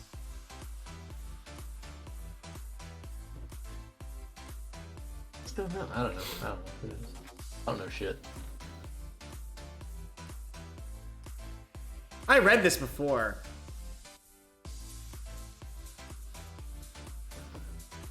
As the story goes, a few hundred years ago, these shamans would collect the holy mushrooms, dry them, and give them as gifts on the winter solstice.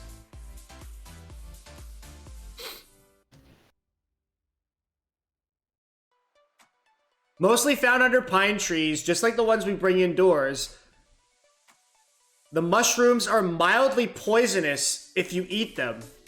So according to Rush, sometimes people would drink the urine of the reindeer as the hallucinogenic compounds are excreted this way without the harmful poisonous chemicals present in the fungi. Oh. So Santa is an Arctic shaman who dresses up like a magic mushroom, follows reindeer through the woods until they happen upon some shrooms, wait for the solstice to break into your house in the middle of the night and gift you dried magic mushrooms, psychedelic reindeer urine, or both. Then your family spends the day inside tripping balls and gazing in wonder at the pine tree you dragged inside and festooned with ornaments. I don't know if I believe this. But Bro, it's on Vice. It's gotta be real. to be fair though, that sounds pretty dope though. I mean, it sounds semi-realistic. By the way, we are winning somehow, and I don't know how in this game. It's kind of incredible. We should probably pay attention to substitutions. So, like, Maldini playing really well, but unfortunately, sir, you have to go because you are tired. So we're going to flip you and bring on Raimondo as the advanced forward.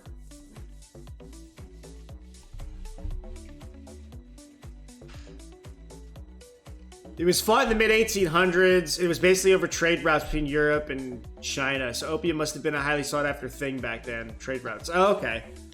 The Opium Wars.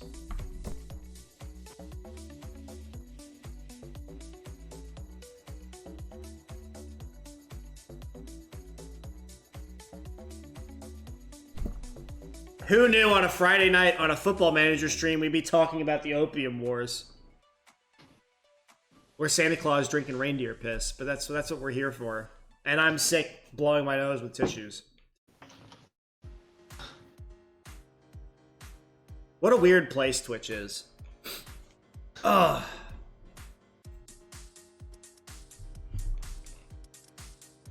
Another corner kick whips in. Laverbe is not able to do anything with that. Goes out for a throw. 17 shots, 5 on target, 1.32 XG there, 6 and 4 on 20.25. We have the statistics. We have the 1 goal. Seeing if we can like hold this out is going to be key. We got 10 minutes plus extra time. Everybody's exhausted.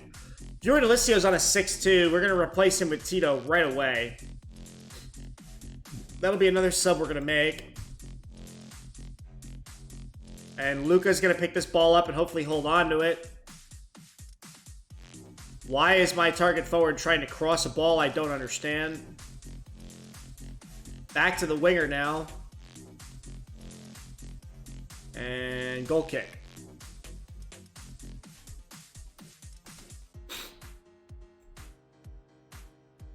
That's so weird, though.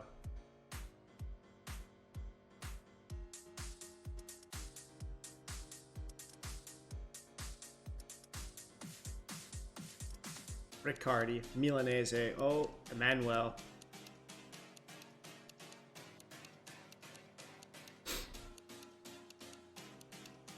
Shall we do the Lapland Wars next? The Russians tried using Lapland as a pawn in World War II. Kind of feels relevant. That's fair. I was gonna ask, isn't, what's his name? Boris? Isn't Boris in trouble for COVID parties? That's what somebody was telling me. Giroud scores and ties the game. God damn it, Giroud.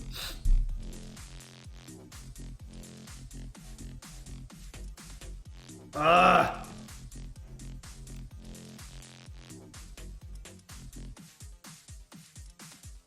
That's a heartbreaker. Rogerio, Giroud, Fratesi. But once again, we will probably draw at home or lose because we don't do well at home, as we've said before. Oh, that was a curler of a shot.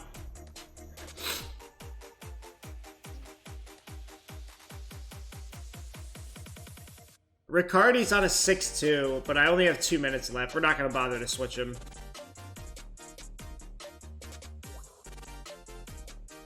Terrible ball. Smalling. Why is Smalling on this team? That's kind of interesting. Scalvini, Laverbe, Tito, finding Cancellieri. Big ball to Raimondo, and he's going to have to go to the byline here. Milanese picks it up at the corner of the box. Raimondo again. Almichi decides to sky it into the second row of stands. Just like that, it's over. Turati going to boot this forward, and the ref will hopefully blow the whistle here. And it looks like we'll get a draw, which is a little disappointing, if I must say so. Tito with the throw. OD. Missed slide tackle, and that's it. Full-time draw. Damn it. It's all right, though.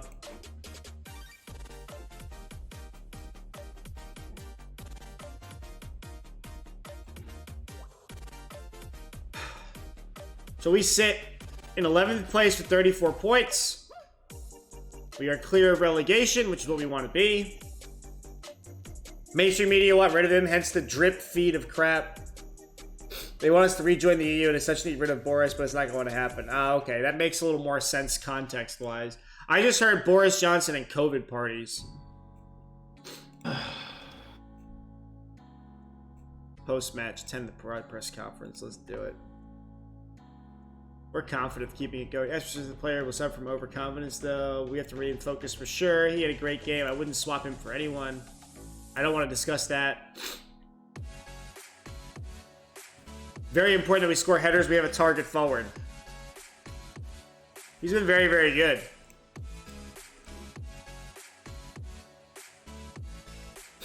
But yeah. Oh, we're gonna play Juve soon. That'll be interesting. Roma and Juve coming up next. Those are both gonna be big fat L's.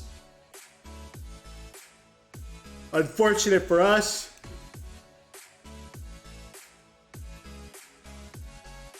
We might actually get to 30 million by the end of the season. Oh, dude, I have a smoke. We hold a general election tomorrow. Guarantee you Boris wins. All right, Roger, I'm going to pay attention to that. We'll see if you're right.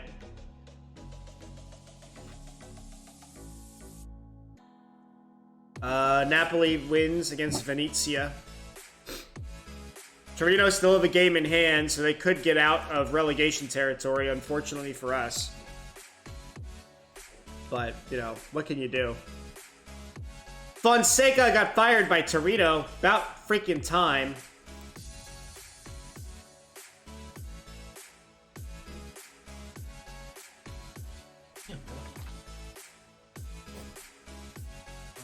No fire list.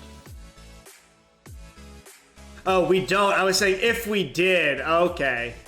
Gotcha.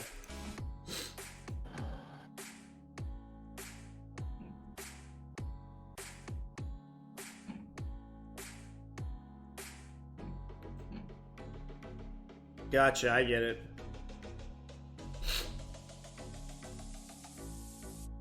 Ugh.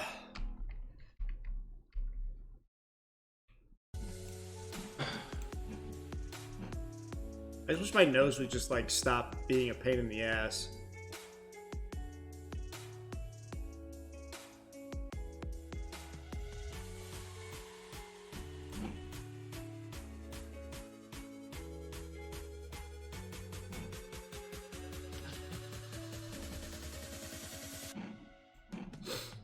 Vertut has been one of Roma's best players. He's been outstanding.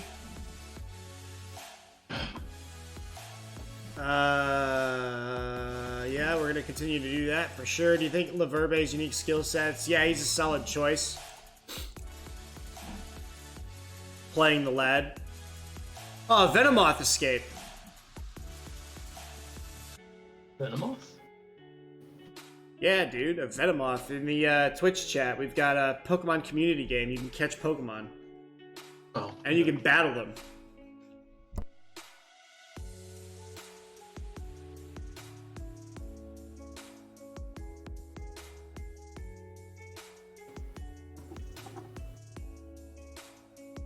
I thought you were still talking about soccer. I was like, football or you know.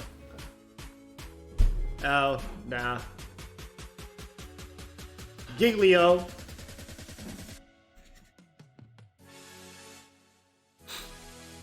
Ooh, the 20-year-old goalkeeper hamstring strain. He's out for 5 weeks. That sucks. Mickey Tarin. We're gonna run Bove. Ball winner.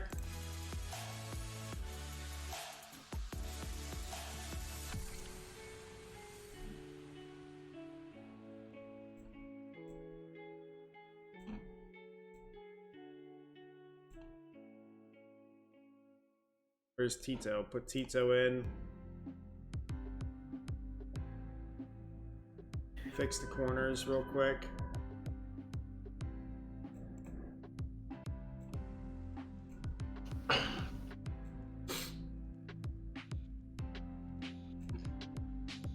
Go to the match.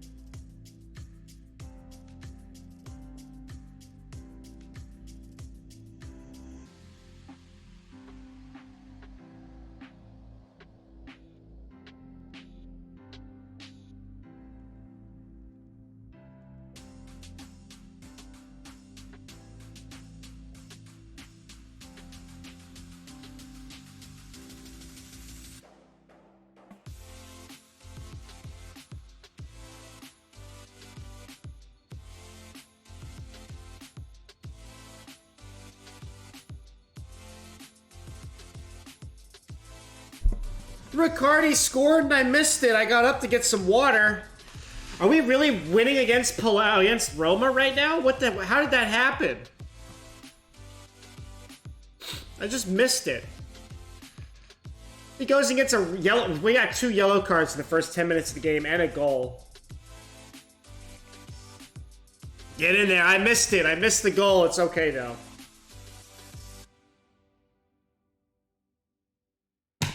I should walk away more often.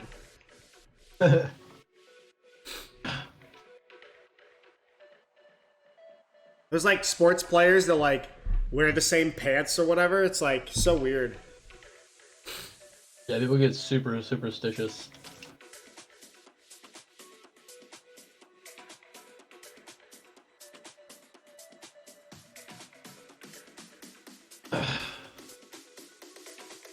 Oh, Oristanio broke free there. Oh, that was a crazy curler shot.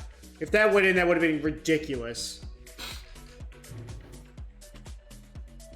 Zanni's over there as an inside forward on the right. We get another highlight.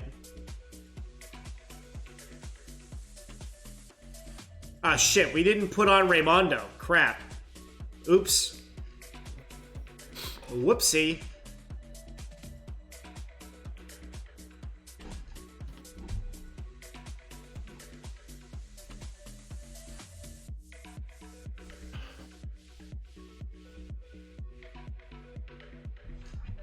That was a mistake.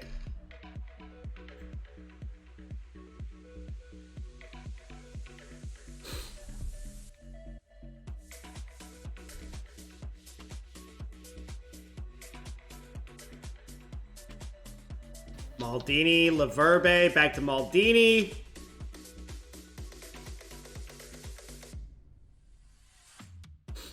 Tito with the ball. We're getting all the highlights for some reason.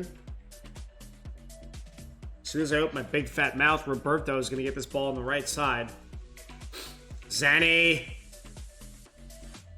Oh, Oscar holding on to that one.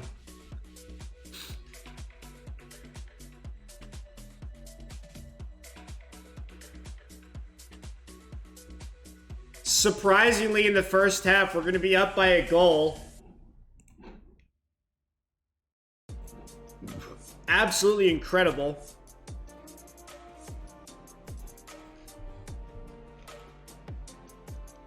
Was not expecting this, and we are away, too. This is in Rome.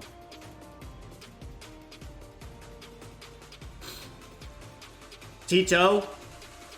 Luca! Oh. Tito!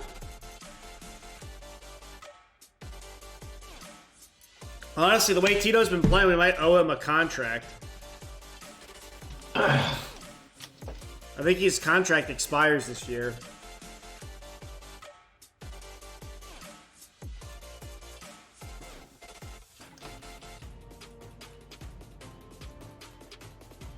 Beautiful play. Beautiful play, Riccardi! Let's go! Are you kidding me? Yes, yes, yes, yes, yes, yes! We were talking about Riccardi in the press conference, if you remember. In the press conference, they were like, Riccardi wants to beat his old team. And their coach was like, he'll want to, but he's not going to be able to do it. Well, let me tell you, sir, in the 54th minute, your boy Riccardi's now got 2 goals, and we are kicking your ass 2-0. I want to say Chicago. Nah, I'm not from Chicago. My accent's hard because I've lived in different parts of the U.S. for significant periods of time. Luke almost gets the goal. I currently am in Texas, but I'm from the Northeast. So like New York, New Jersey, Pennsylvania, Maryland, Virginia, those kind of places. I'm currently down in Texas. I do not have a Texas accent. That's Absolutely for sure. Not. The closest thing I would say is like kind of a Jersey accent a little bit. Yeah. If I get drunk, the Jersey will come out. I'm a chameleon, Roger. That's really what it is. I can be anything. All right, Maldini, we're gonna have to take you off. Bring in Cancellieri over here as a winger. Throw you on attack. Riccardi, even with a yellow though, he's on a hat trick with 2 goals. I think we keep him in.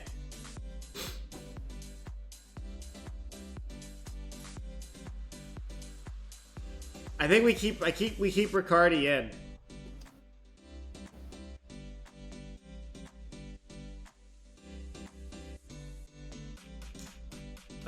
We should probably replace either Emmanuel or Bove. But not yet.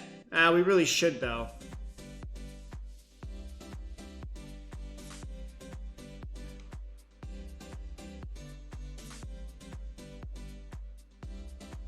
Here's what we can do. We can run, I don't want to run Rodrigo, though.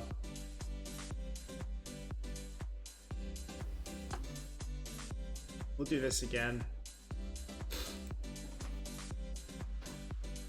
We'll do that. Those will be our 3 subs. Shit. I need a beer. Beer back. Rui, Cristante, Roberto. This is like incredible. We are winning 2-0 away at Rome's home stadium. And the boy, the youngster, the Roman youngster that was in their youth system that is on loan to me, scored 2 goals after talking about it in the press conference. Oh, Luca's free. Let's go! 3 goals! Palermo winning 3-0 against Roma. Where is this coming from?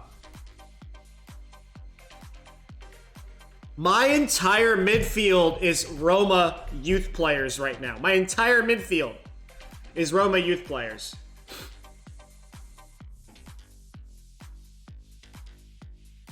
Bove is on loan from Roma. Riccardi we actually bought. He's not on loan. We actually own him. We bought him from Ternana, but he was at Roma.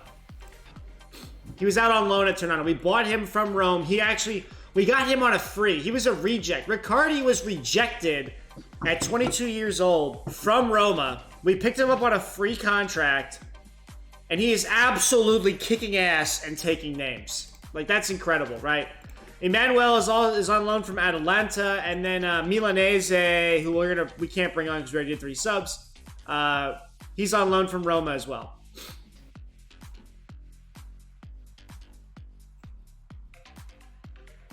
Cancellieri breaks free. Looking for space. Tito. Emmanuel. Riccardi again. Oh, if Riccardi did that, that would have been great. Jose gets battered everywhere he goes. Yes.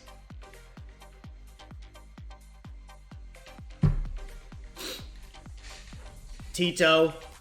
This is an incredible game. 3 goals up. Dude, I really want Riccardi to get a 3rd one. Come on, Riccardi, you can do it. Come on.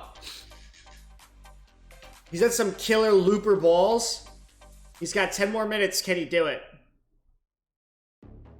They have João Pedro, too. That's a very interesting formation, putting Mkhitaryan there in the CM role. Running a 3-man backline when you're down 3 goals.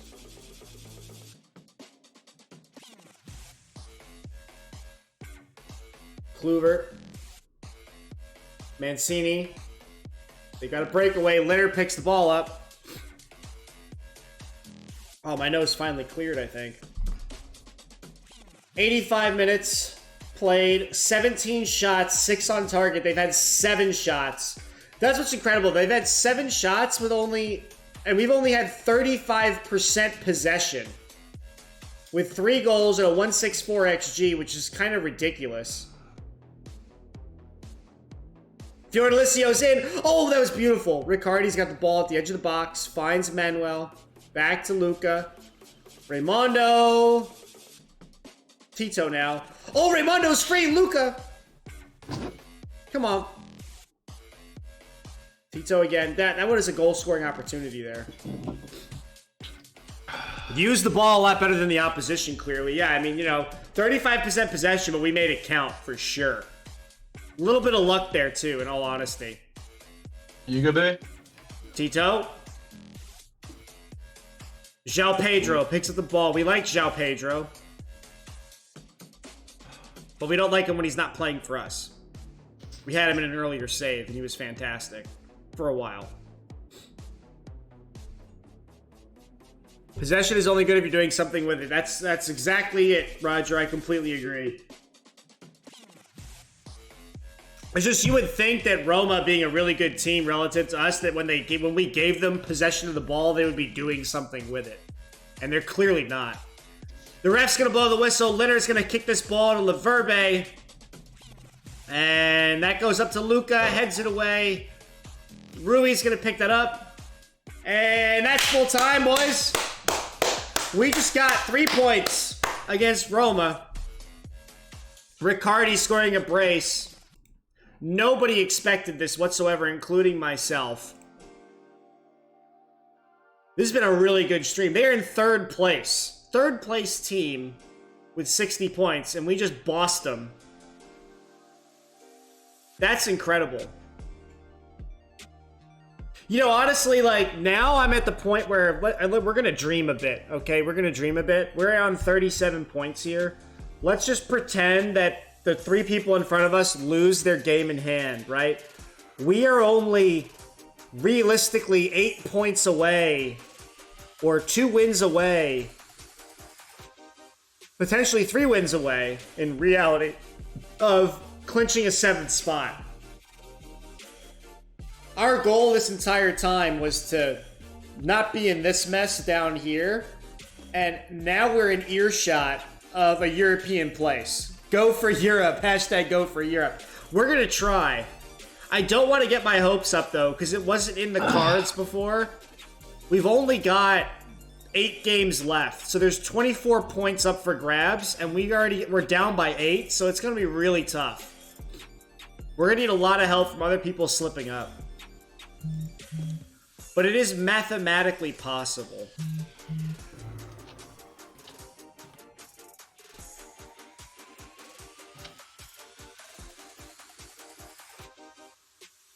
Riccardi gets one over on Roma. He's able to celebrate victory over his former club. 2 goals!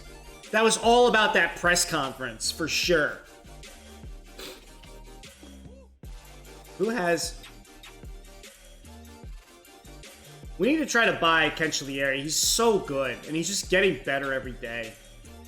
Most of my team is actually loans.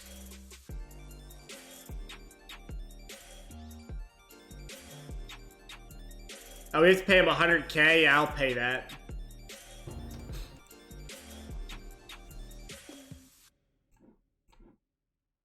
Absolutely fantastic. We're going to have the... Look at all these people in this. They're all like, holy freaking shit, what just happened? Very pleased with the result.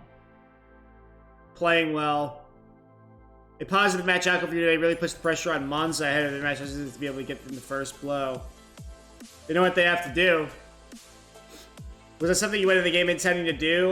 No, we were confident we could defend probably, then we'd have a chance to hurt them on the break, and I thought we did that very well. That's exactly what we did. And Lorenzo had a great game. I wouldn't swap him. He lifted the rest of the team up for sure. Do you still have to play the 2 to 3 teams just above you? That's a good question. Let's look at the schedule. So we play Juve. We do play Lazio, who's in front of us. We don't play anybody else that's in front of us. We play all the shit teams at the back end of the season, which is actually a good thing because while we won't be able to steal points from the people that are in front of us, we have an easier time of getting 3 points in general, and we're hoping that they'll play harder people, right? Like, this should be a loss here. One of these would have been great if they were wins. This is going to be a loss more than likely. We should win this game. We should win this game. We should win this game. This game will be tough. This game is going to be tough, but we should be able to win that one. This one we would like to win it just because of where they are placed, and these two should be in the bag as well. So we should win most of our remaining games. Right. Most of these should be wins. I'll be back in a minute. Alright. Like, what I'm most happy about is that we're scoring goals. Like, that's the thing. Our goal difference at -5, we are really doing really well. We were at minus, like, 20 at the, you know, only a couple games ago.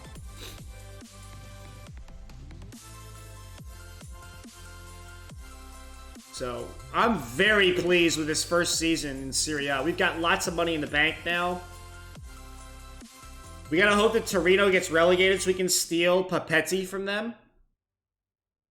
Otherwise, they're gonna ask for too much money that we won't have. And they still have a game in hand, and they might be able to get out. So we gotta watch that very closely.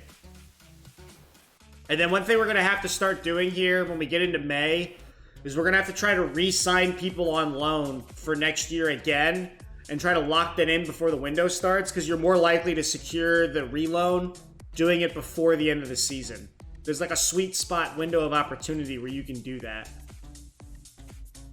And Torino drew, so they are in the relegation zone and they are now on even with everybody else. Now,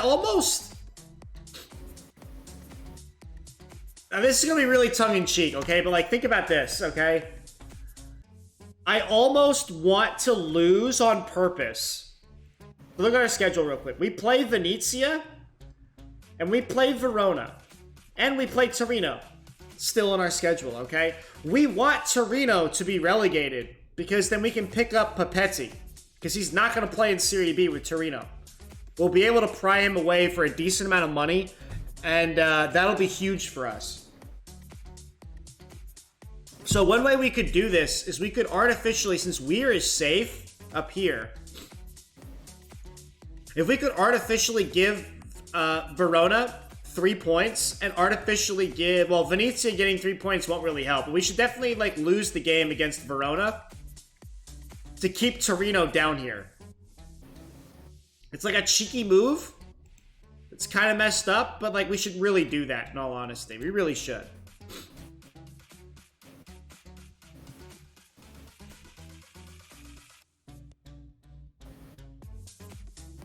European football is worth so much more money than a couple of million savings on transfer. I don't disagree with you. The good news is when we hit that point in the season, it's our second to last game, right? These are our last 2 games of the season. So if we are in European territory, I completely agree, Roger. But if we're not, and there's mathematically no chance of it when we hit our second to last game of the season, we will purposefully lose to put Torino down below. So, we'll have to play it by ear. Tito was taken ill. Send him home.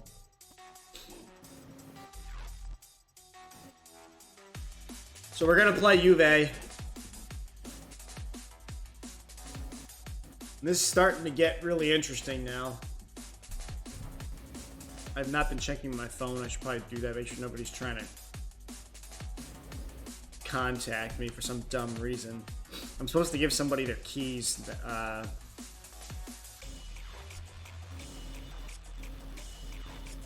coming tomorrow. Okay, that works. What am I listening to?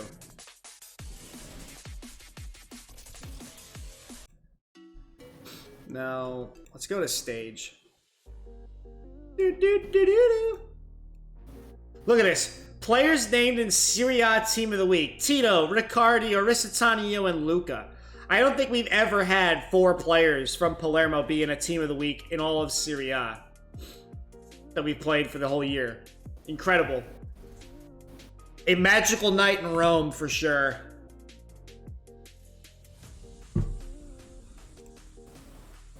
We're starting to get into our stride. We're starting to look pretty good. Torino should drop points here against Milan. Let's hope for the best. And they do.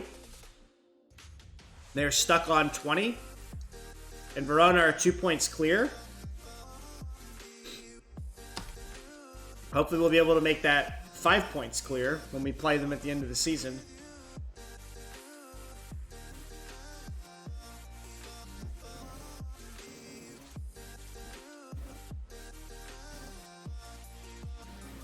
Nobody's on the naughty list.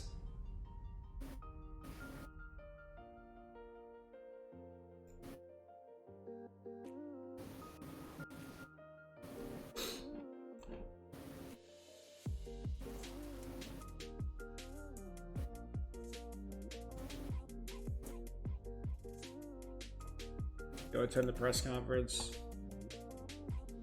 Yeah, that's right. Guardiola's freaking the coach of Juve right now.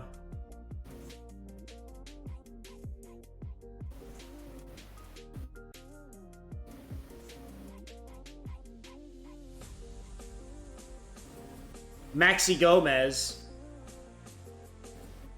Why don't they pick him up? Oh, they got him Chelsea.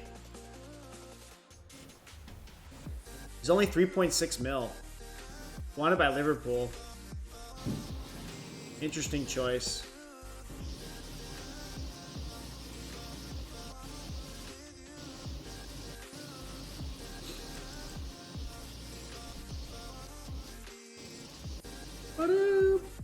Alright, Verona plays Torino. This is huge. We need Verona to separate from them and get the points.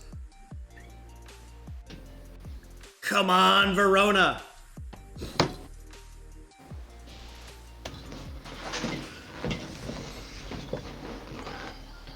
Yes, they did it!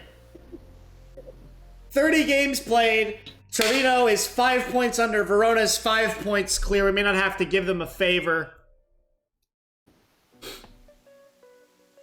Absolutely fantastic. And we are 10 points off the pace from a European spot.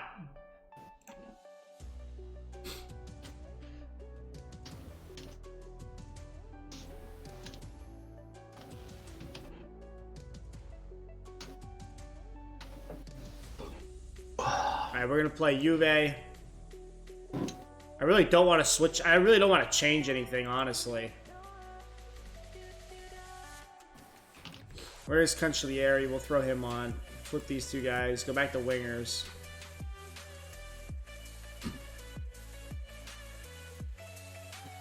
Bring on Milanese as a box-to-box. Riccardi playing really well. Laverbe with Scalvini. Everybody's fit. We're ready to go. What is Tito's contract like? Oh, we do have him another year. Okay. So he's not... He gets to stay for a while. That's good, because he's been playing really well, honestly.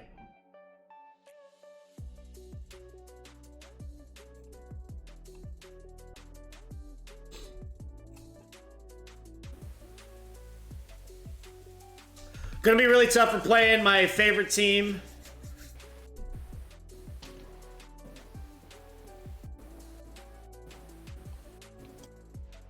Go out and attack from the kickoff. We're at home, and we don't play well at home either. See if we can rob some points away from Juve at the top of the table at home today. Playing a 4-3-3. Classic Guardiola 4-3-3. Doesn't really suit the players that he has, but he's going to force it anyway. Maldini finds Cancellieri behind the back line. Luca, let's go! Yes!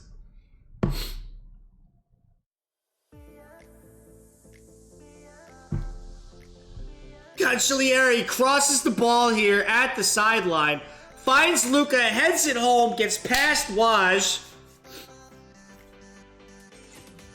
Oh, it's fantastic right now. We are on cloud nine. We just scored in the first 2 minutes. Remember the ad I was on about an hour or so ago? It turns out the original ad was pulled and replaced with a different one. The wording was changed to be less offensive. Watch the link to the end. It's even more cringy. All right, we'll do that, Roger, right after this game. Laverbe with an interception. Come on, boys. Let's go. The music's pumping. We got this. Maldini. Another whipped cross. Cancellieri picks it up. Tito. Oh! Ah.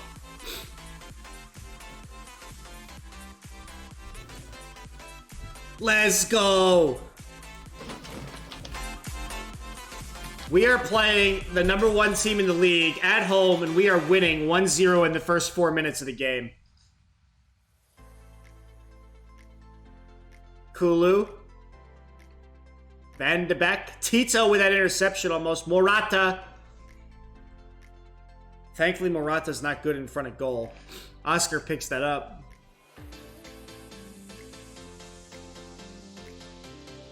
Who the hell is Magno? Luca, Laverbe, Riccardi. Finds Cancellieri again. Luca. Oh, Milanese's wide open. Szczesny's going to be able to hold that, though. Let's go.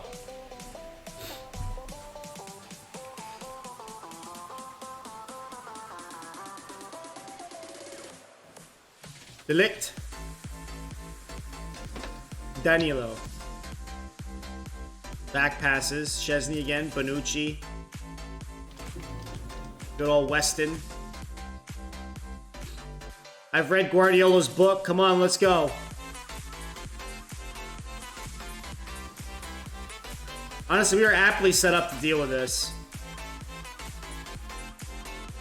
Sandro, Loca. Wow. Wow. Freaking Locatelli comes off of the most ridiculous curling shot from outside I've ever seen this season. Very jelly. I can't fault Oscar for that. I really can't. And now it's tied. Oh, what a way to tie a game, though.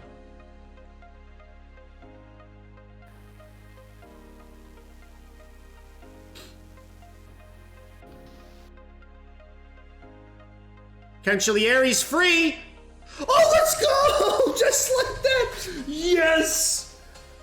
You have earned your spot, Cancellieri. You've earned your spot. We're going to get you back on loan if it's the last thing I do for next season. You have been absolutely freaking fantastic all year.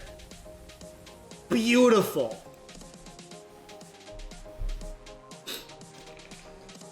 Two to one. We bounced back right away in the 16th minute.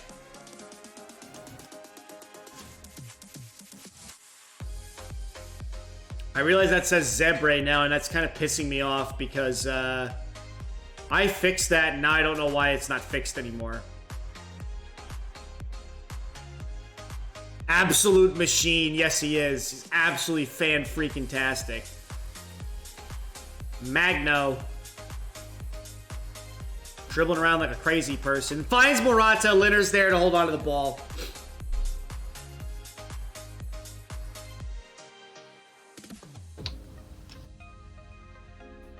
Van de Beek. Scalvini. Finds Maldini. Maldini's gonna run.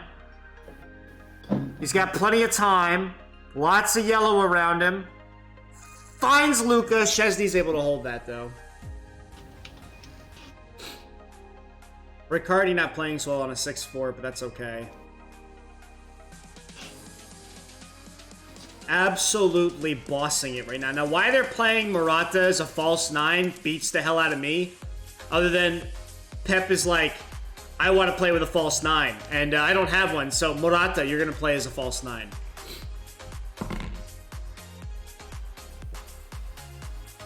Laverbe, back to Linner, kicks it forward, finds Luca. Picked up by Kulu, intercepted there, great ball. McKinney, Danilo, Morata, and should be offside.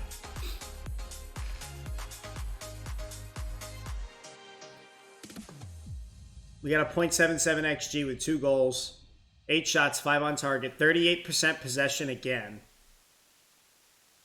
Kind of incredible, honestly.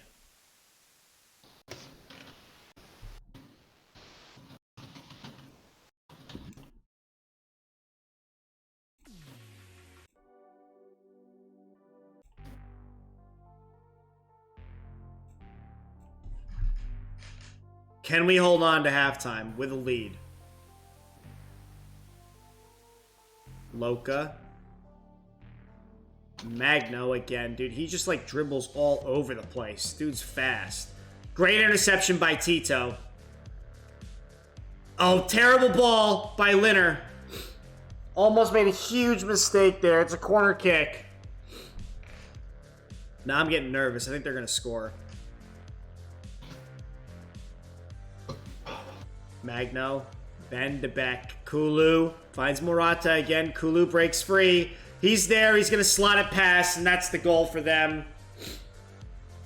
That is 1000% Oscar's fault. He's not that good of a goalie, unfortunately. We won't dwell on it, though. So we are tied going into the half.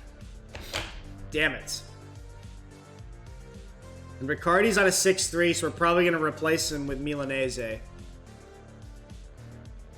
I can't fault my team, though. We fought hard. We got 2 goals against the #1 team in the league.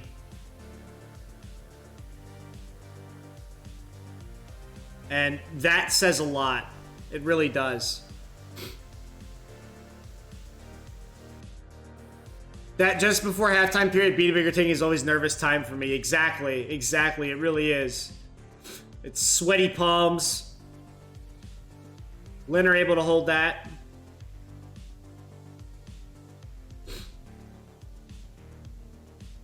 Now, when do we throw in the towel on Riccardi? I'm thinking the 55th to 60th minute time mark, we throw in the towel for Riccardi.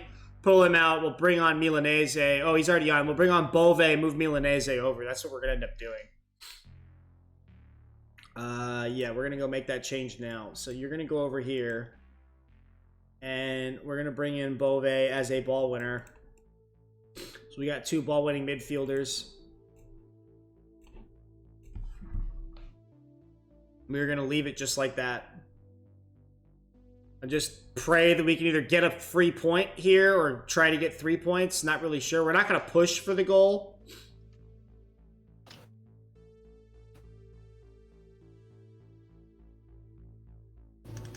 Oh, I don't like this highlight one bit. I really don't like this highlight one bit. Oh, boy. Totally nothing to lose here. No, there's something to lose right now. A point is better than no points. There's nothing to lose if we're behind a goal, but I will take a draw for sure. That's a free point that we weren't anticipating to get.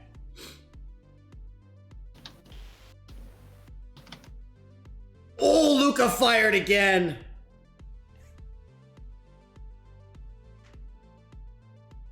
Tito. Chesney picks it up. The Waj, Mr. Chesney. Chesney's so good as a keeper. I'm really jealous. I love him. He's amazing. God bless you. You picked up all my sneezing.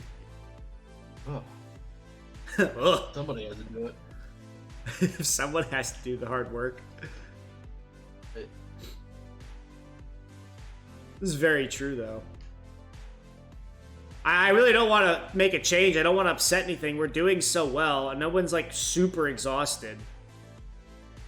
I mean, everybody in the front's exhausted, but...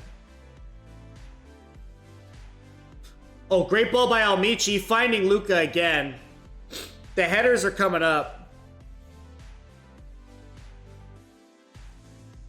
Another big gun Arsenal let go for free. Great planning at that club, yes. Not the smartest bunch, that's for sure. Danilo crosses. Oh, that's a dangerous ball. 72 minutes played. We got to make another substitution. I'm thinking of pulling off Maldini and bringing on Oristanio. Dude, they're just like linking up so well, and I don't understand. That should have been a goal too if it was anybody but Chesney between the sticks.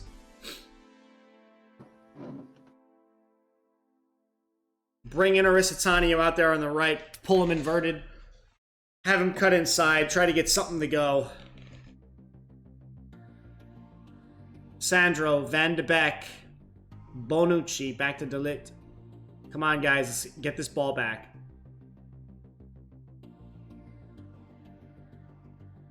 The fact that... This is really impressive, though. The fact that we're playing at home, and everybody's like, oh, well, it's easier to play at home. When we're playing as Palermo, home is not easy. We always lose at home. Playing a home game like this against the top team in the league, and we are holding our own, able to score, and unfortunately, Keane is going to score there. But the problem is, like, our goalkeeper's total garbo. Our defense is halfway decent, but our goalkeeper is total trash.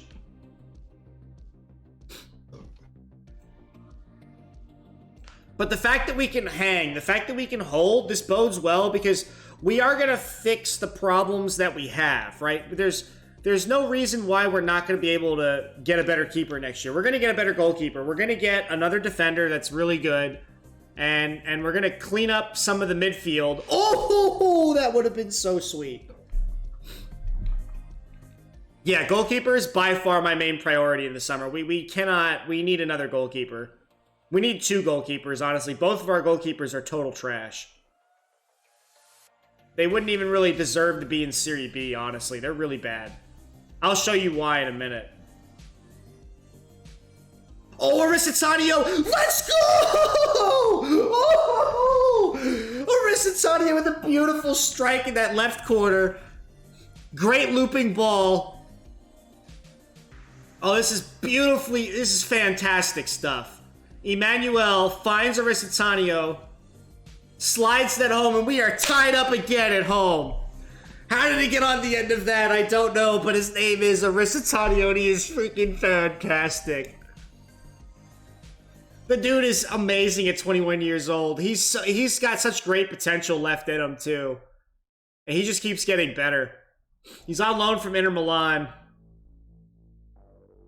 And we're going to try to keep him on loan next year if we can. This is why we play Football Manager. This shit is literally incredible. 4 minutes of added time because, you know, the ref has to conspire with Juventus and say, hey, guys, we're going to give you all the time in the world to try to score one to eke back here. But if we can... The fact that we were able to score 3 goals against the best team in the league at home and hold our own for 90 minutes, this bodes really well for our capabilities next season. It really does.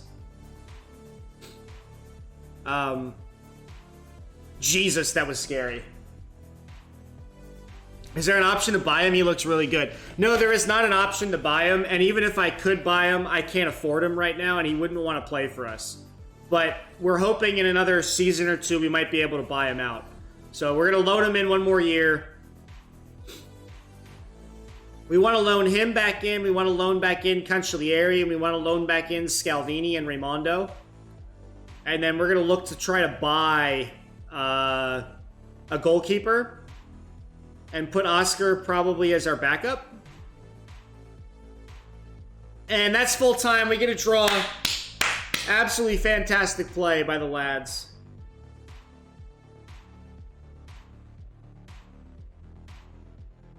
Well, he's demotivated because I said they defended well. That's okay. They did, though.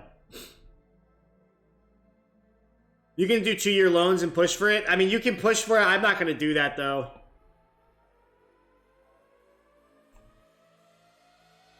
Whew. Look at that. 38 points on 48 points. We are still 10 points away. What a difference that would have made, though, if we had won that and had 40 points right now. But unfortunately, it wasn't meant to be. 3-3, though, is crucial and critical for us.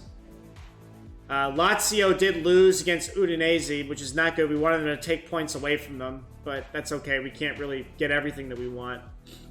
But yeah, we're kind of where we're at.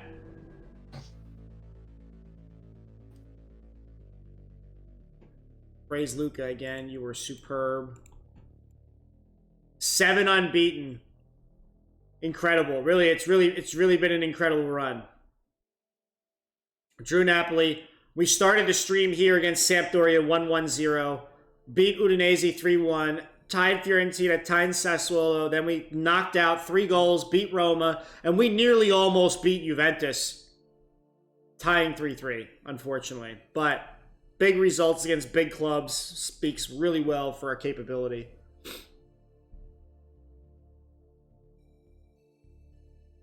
No, actually, Roger, I don't think that's how that works. Don't quote me on that, but I'm pretty sure that's not how it works. That's why we play the game. Exactly.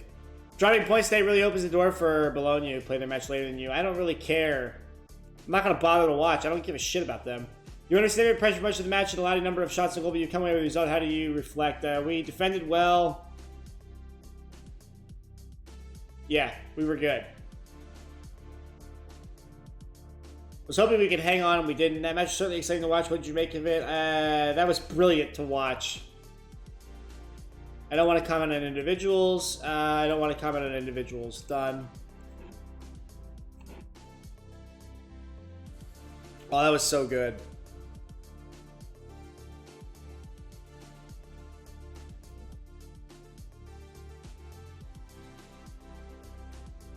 Hit the save button because we haven't saved in a while.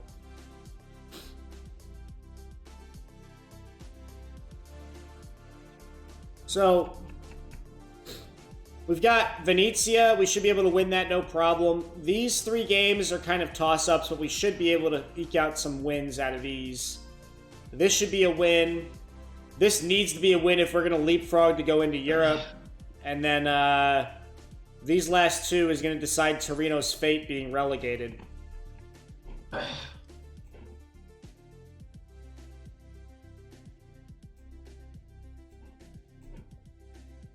Whew.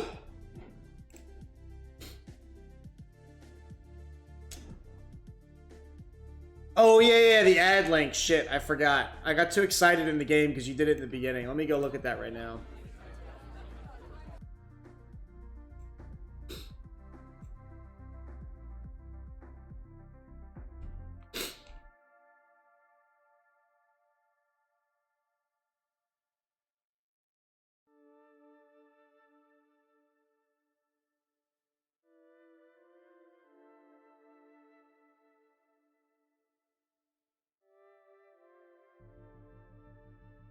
What is this an ad for?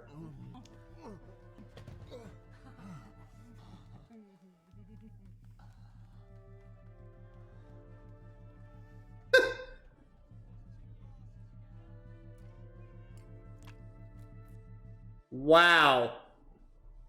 Take her wine tasting. Oh my god, that is ridiculous. That would never fly here. That would never fly here on TV. Hold on, Dave, you gotta check this out. Let me link it to you. Alright, I'll take a look. That's incredible. I mean, in Discord? Yeah, it's in Discord for you, yeah. Right. Oh, in the middle of a simple.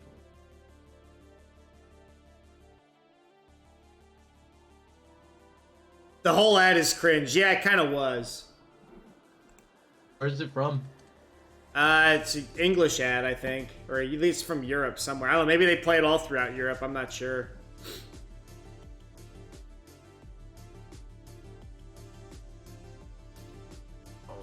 I have no idea why. I find out if she spits or swallows is better than it's always better to swallow. It is. It's very interesting. And the wine play is kind of funny too with it. No!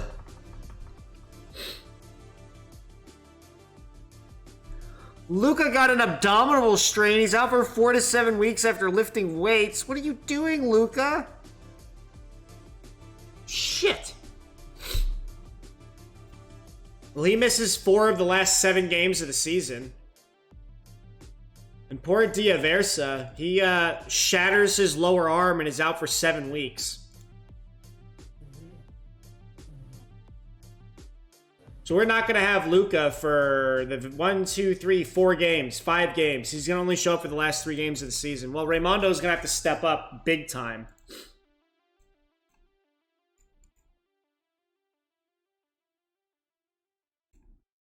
What the hell is that a commercial for? Dude, it's for wine.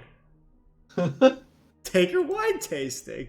It's so much. Oh, okay. Okay, yeah, I get it. Wait, it was for chewing gum? Dude, it's about wine tasting, bro. Why would it be about chewing gum? That's actually really funny if it's about chewing gum. Wait, how does that work? I don't What does that have to do know. with fucking gum? Were they chewing gum in the commercial? Because I didn't really notice that. I didn't see anybody chewing gum. It's like, no, it has to be for wine, right? I have no idea, but I think it's really freaking funny. This guy's got really good passing for a defensive midfielder. Yeah, we'll offer these guys contracts. We got our youth intake. We're gonna offer this kid a contract right away.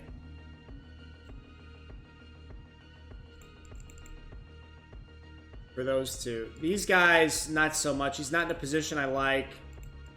And Christian's just not gonna be good enough. He's not worth my time. Harsh, bro.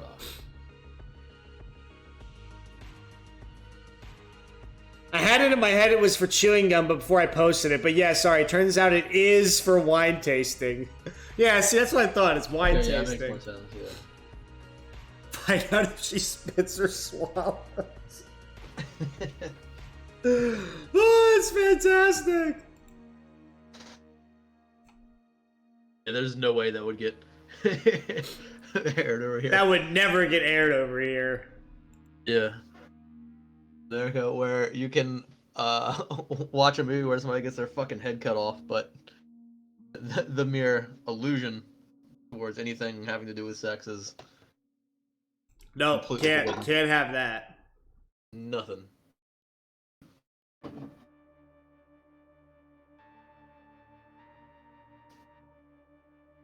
We're gonna wait on some of these guys for contracts, I think.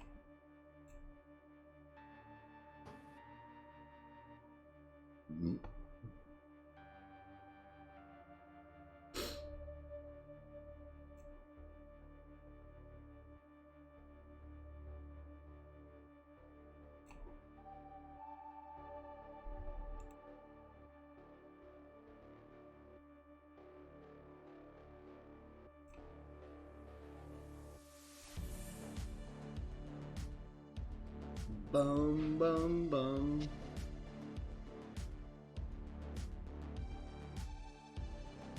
I'm not gonna make this guy my top target.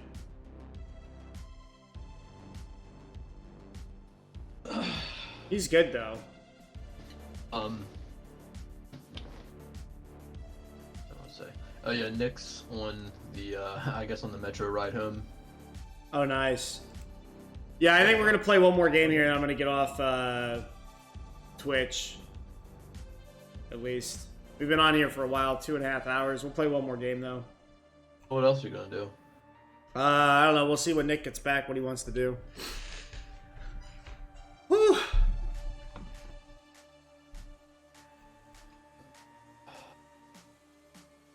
We got Venezia 19th place. We got to pull 3 points here. The board is A. I got an A from the board. That's good. We like to have A's.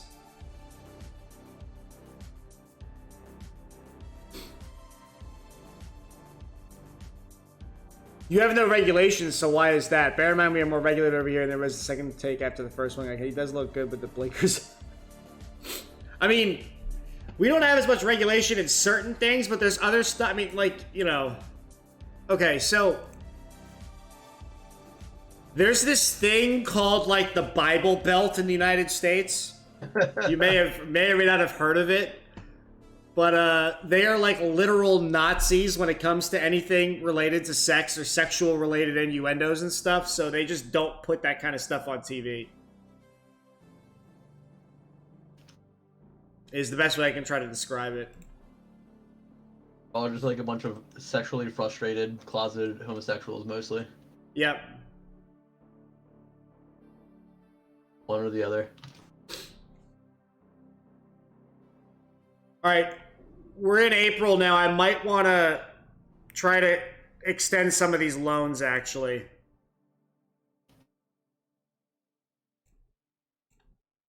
I would like to buy this guy.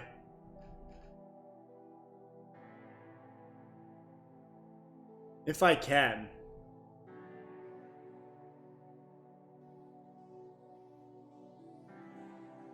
I don't know that we're going to be able to do that.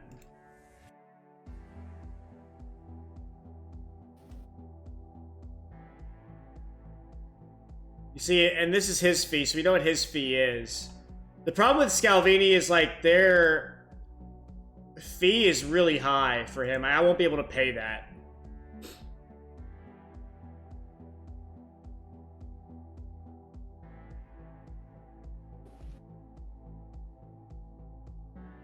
This guy I could probably buy.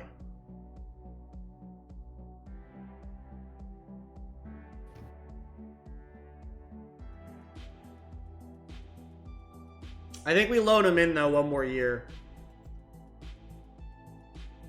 I'd rather, like, bring people in on loan that are on loan and, like, keep them on loan than, unnecessarily pay for them and use that money for somebody else.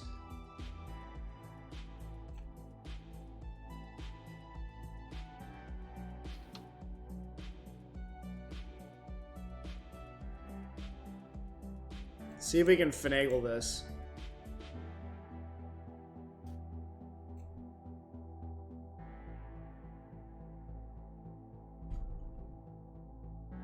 We did it! We got one done.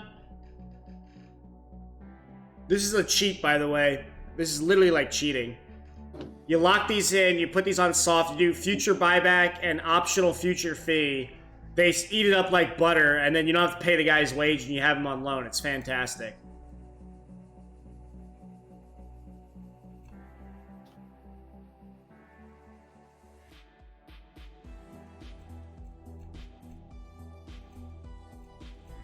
Wait, so when you're playing that, is it against other like real people, or is it like against the computer, or what's the situation? It's me against the computer. I mean, you can play with other people. I'm not, though.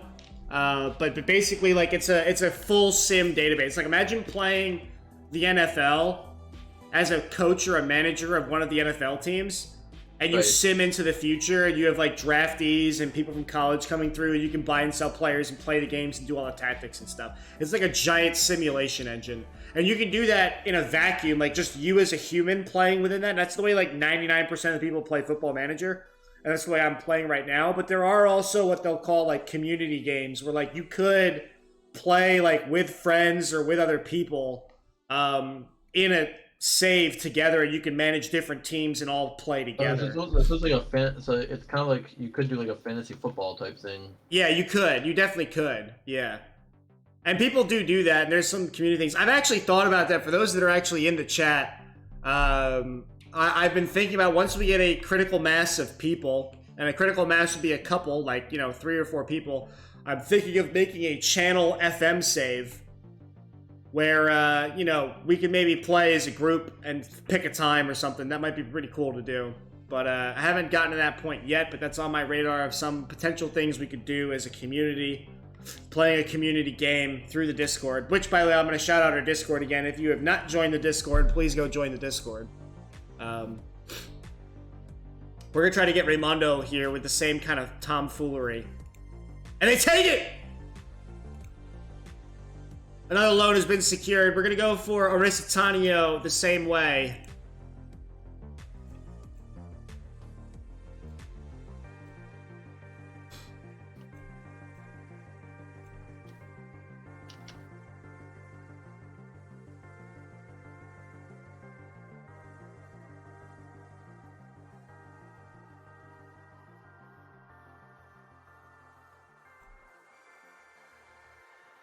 And they're going to take that too.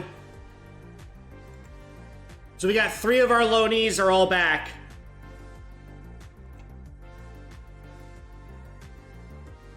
I gotta hope that the players will also accept that. That's the only stumbling block and hurdle.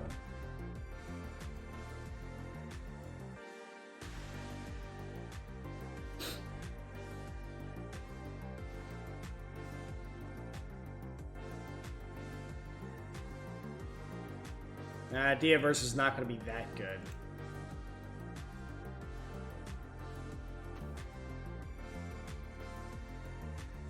This kid's good. We got to start playing him for sure. See if we can develop some people.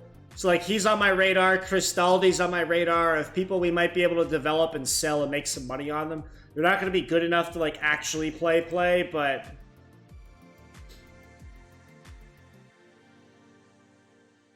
yeah, I will take you as a physio. No questions asked. 19 physiotherapy, you can easily replace somebody. We've got Oristanio. De Rose pulled his groin. We're going to leave that to physio. Milanese's out for 2 to 4 weeks with a pulled calf muscle. That's kind of disheartening.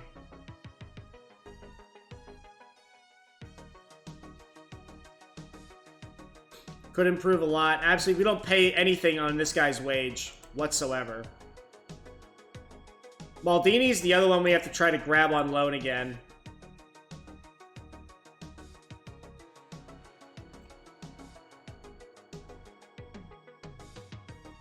I'm not super sold on my midfield guys. Monza drops points against Napoli. Starting to heat up here. 71, only 5 points between Juve and Inter. Juve has won all the titles, unlike in real life, in this save. They've won everything, so they've not lost the Serie A title yet.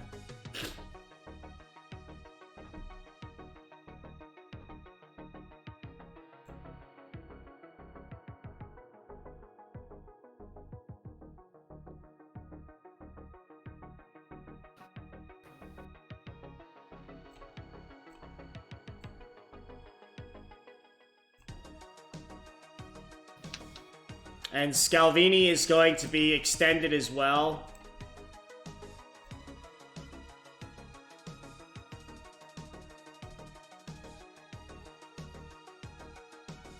We're going to try to extend this guy too if we can. What's his info here? He's on a big fat contract though.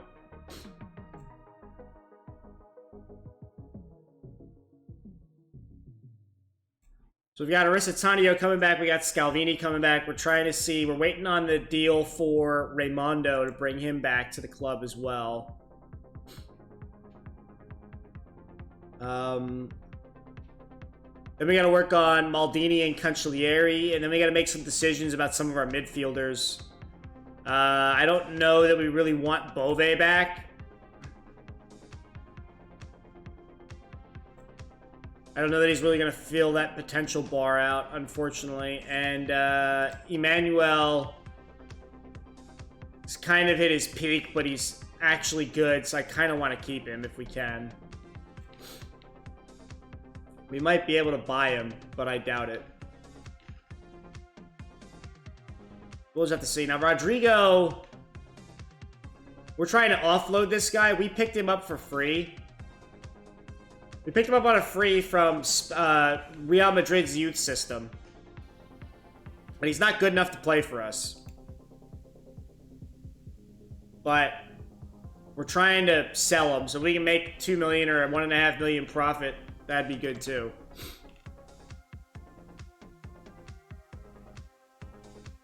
Scalvini's loan extended. Raimondo's loan is also going to be extended. So those three are complete. That's all good.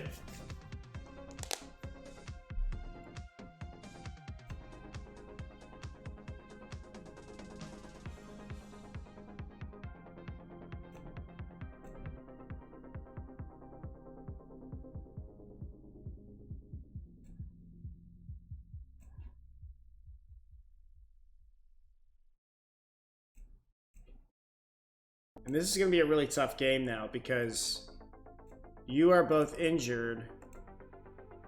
That's an easy change with Bove coming in, though. Bring on Raimondo as the advanced forward. We're going to bring on Oristanio.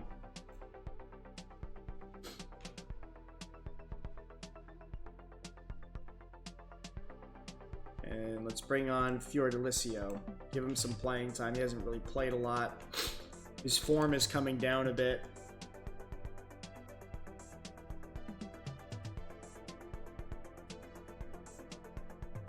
And we have to go to corners now and fix this.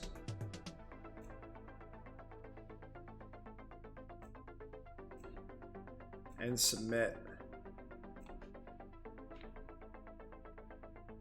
Last game of the stream for today. Let's finish off with a bang, boys. Get these 3 points. Should be pretty straightforward. And we're going to pick this up again tomorrow. Probably be in the afternoon in the US time. So think like 1 o'clock, 12 o'clock Eastern. Check the schedule. I will put it on the schedule, on the Twitch scheduler. And also, if you join the Discord community, we put announcements in there every time we go live, so you can get announcements that way.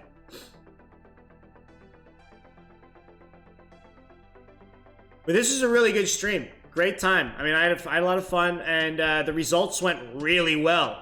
Surprisingly. We've been doing amazing. I'm talking this all up. I'm going to jinx myself and then lose this game, though. Because we're playing at home. And we are a terrible home team. We'll do 3-3 draw against Juve, and then we're going to lose to the 19th place team in the league. Fiordalino. They're playing a flat 4-3-3. Henry up front. We've got no possession, though.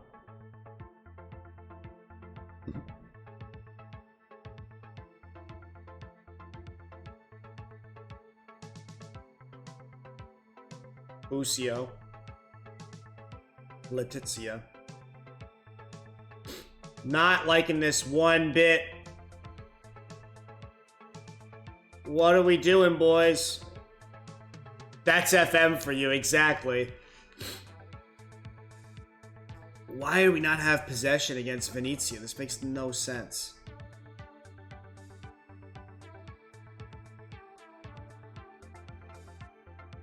Let's crank up the juice here.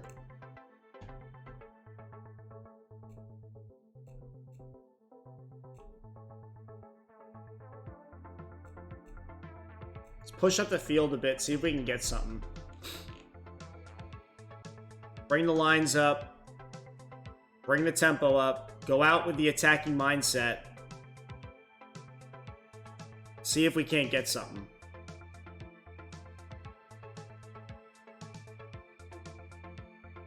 Apparently nothing was happening on that corner. They didn't even want to show it to me.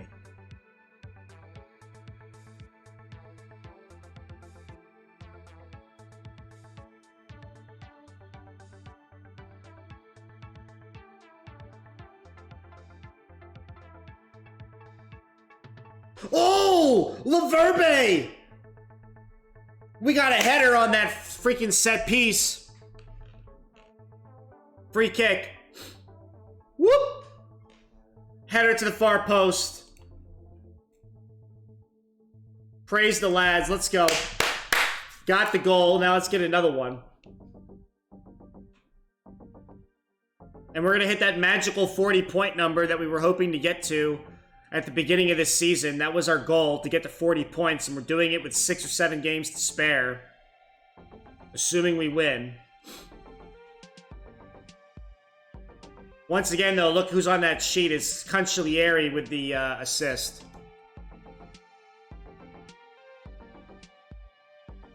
Dalbert to Busio.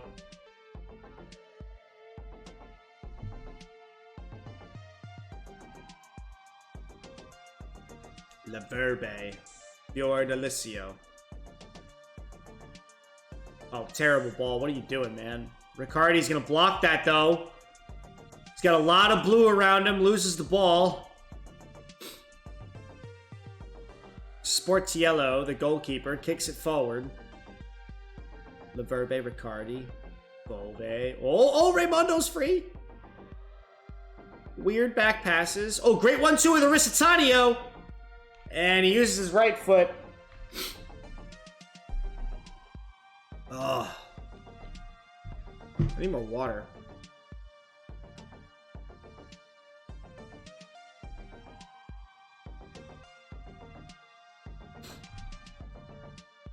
Cancellieri gonna pick the ball up, and that's the end of the highlight. Let's go in 1-0 to the half. Come on now. We all got greens everywhere. Cancellieri again finds Laverbe, bounces up off the bar. Dressing room it is. We're ahead. We deserve to be ahead. Let's keep motivated. Let's keep the spirit up. We're playing at home. Come on now. I'd feel really good getting one more.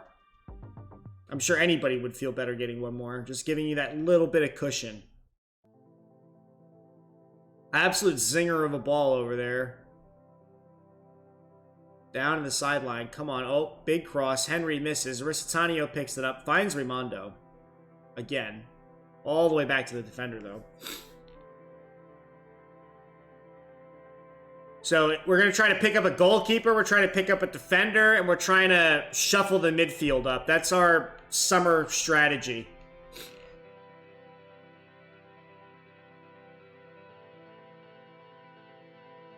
And we might want to try to pick up a wingback. If we can.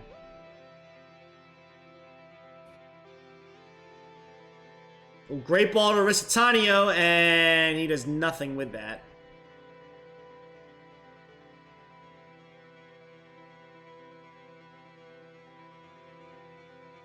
Oh!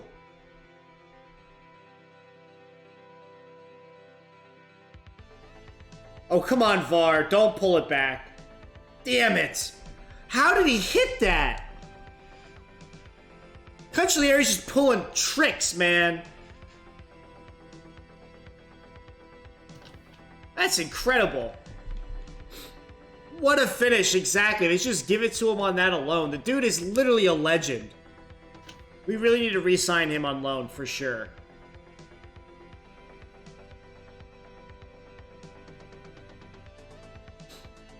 We're not going to do that trade. What we will do, though, is bring on Tito and move Fiordalicio over, probably.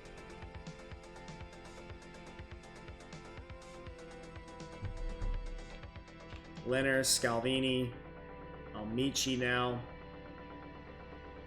Oristanio doesn't know what to do with that ball, apparently. Oh, Bove gives it to Raimondo, and that's too far in front of him, and the goalkeeper's going to rush out, pick that up, though. But great job by Bove to ball win that. Pushes to the end here. Another ball out wide to the right. Oristanio again with it. Amici with it now. Crosses Raimondo, and it goes over. What are you set to? You are our ball winner. Okay, good. I was like, that's why you did what you did. I would really like to be winning by more than a goal here, considering we're playing 19th place. You're in what, 20th or 21st? There's 20 teams. They're in 19th place, and so they're second. They're the second worst team in the league, and I am in 10th place, I think. Okay, gotcha. But like, this is my perennial struggle. Is like, we play at home and we suck, and then we play against really bad teams and we still suck. Like you know, that's just how it works. Like we played the best team in the league and drew 3-3, and right now I'm winning 1-0. Cancellieri with a toe poke, and he hits the freaking post. The dude is really trying to get on the score sheet, and I love it. But that's just how it goes, right? We play the worst placed team in the league, and then we end up, like, barely winning or losing or whatever. It's just like, you know. It's like going out and playing the Dolphins and getting curb stomped, you know, by them. It's like, huh? Like, when did that happen?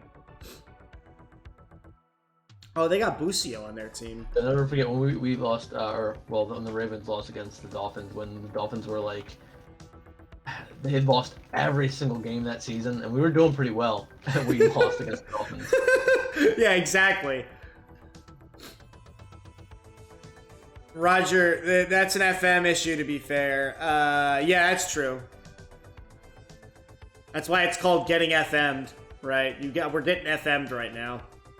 Not yet, but Cancellieri certainly is getting FM'd, and we're gonna have to take him off. He's playing so well, but he's so exhausted. We're gonna throw Maldini on out there. And we're going to bring Tito on for Amici, flip these two guys, make those two changes. And then, you know, see if we can hold on to this 1-0 lead. Oh, great missed ball there. Zubir, Henry, wide and high. When they equalize, that's when you've been FM'd. Yeah, you had to say it, right? But yes, you are correct. Go ahead and jinx me. 85 minutes played, a 1.76 XG on a single goal. They have 0.36. The possession's now pretty even. We're going to keep the gas pedal on with the attack stance. Just keep pushing. It's been working well so far. But my players are now very gassed. Oh, great ball by Tito and Oristanio. What do you think you're doing when you do that? 2 minutes of added time. Last kick of the game, hopefully. 20 seconds left. Sportiello going to kick that forward. Scalvini heads that up. Laverbe, Riccardi, Emmanuel Bove picks out Raimondo. Gives it to the opposition. Ref wears the whistle. There it is. We get our 1-0 win to end the stream. Very well done. This has been a fantastic turn of events with this stream this so far. 31 games played, 41 points. Holy shit, boys. Holy shit.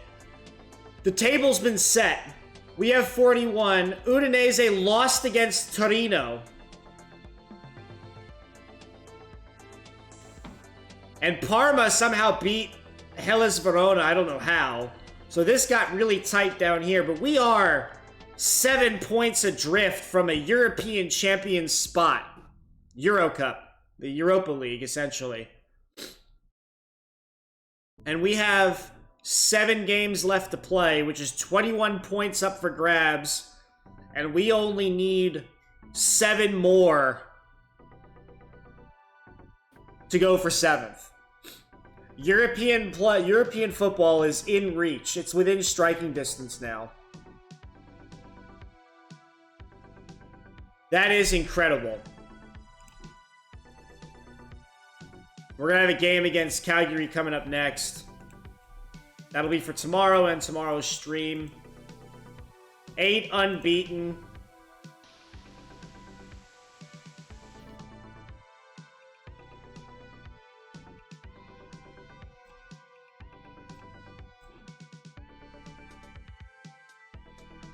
This is incredible.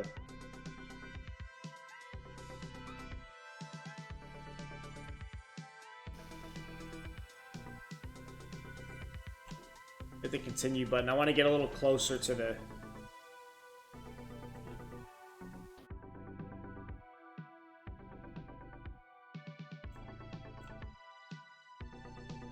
Play Calgary, end on a real high. Oh, you're forcing me to do it, aren't you? Oh, he accepted Genoa's offer, you bitch. You used me to get a better contract at your current club, you asshole. Federico.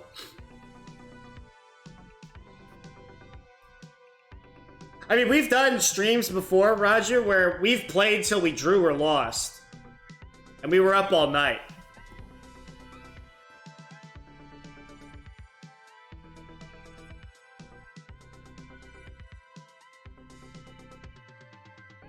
You know what? We'll do it. We'll do another one. Let's do another one. We're going to do another one. Venezia hire Baroni as coach. Good for them.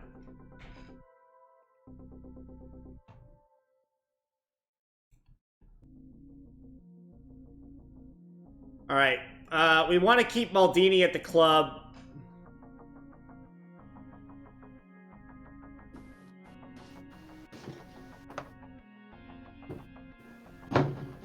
Bove? I'm not sold on Bove. I really am. I'm not, but the dude's cheap.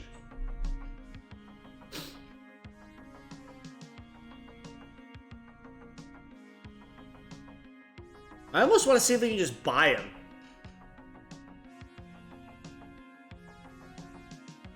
Milanese's improving, but not like a whole lot.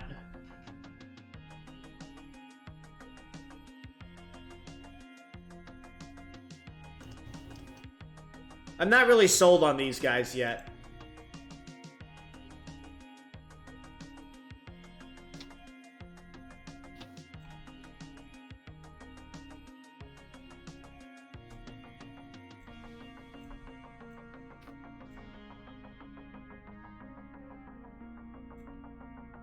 All right, we're gonna get that sorted with Maldini.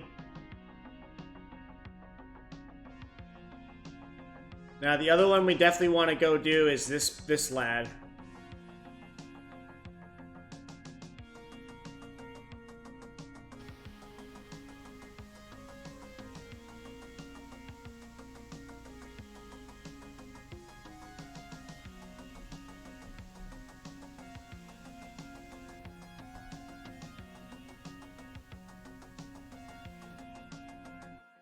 And they're going to take that too.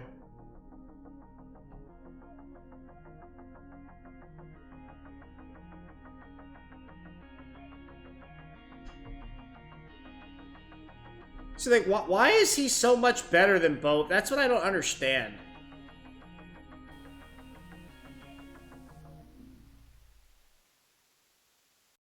Why is he so much better than Bove?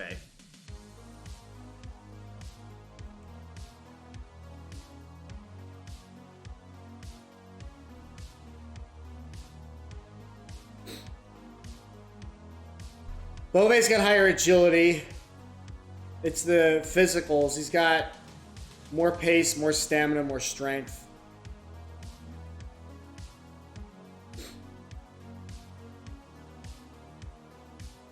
But like everything else is like dead nuts even, you know? Now here's the thing though, okay? Emmanuel is 5'10 and 165 pounds at 22 years old.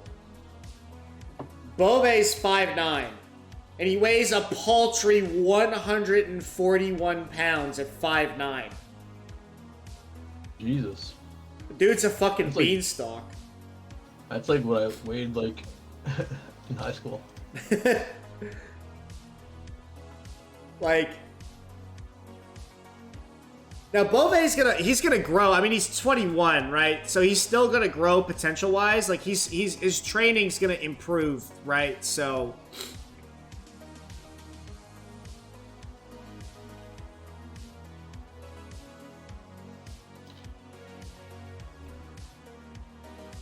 I don't know. We're gonna delay what we do in the midfield. I'm not fully sold on who I want to keep and who I don't want to keep. I don't think that's a real improvement. No, it's not really. Like, that's my thing, is like, they're not that much better. They're very similar players. Do I need both of them? I don't know that I need both of them next year.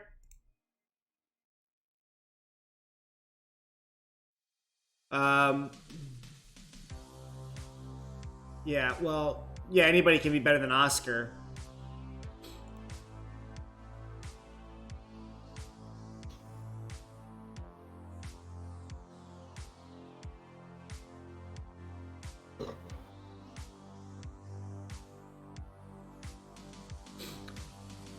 We want to map at this time with patient and risk, you could end up regretting it.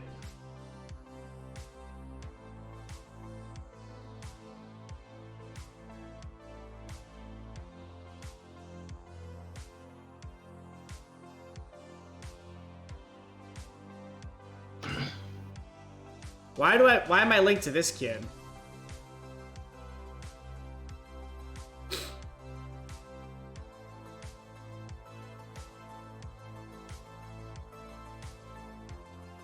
I don't know anything about him, but I will pick him up. $70,000, that's a total gamble, but I don't care. I like to gamble. Done. I have no clue who this kid is. But he's on a free.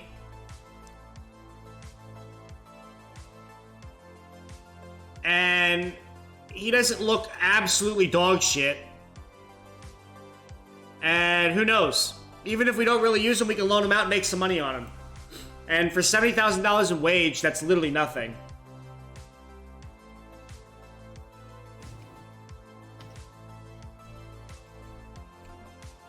Sometimes I roll the dice like that, and it turns out well. Sometimes I roll the dice like that, and I'm like, what the fuck did I just do?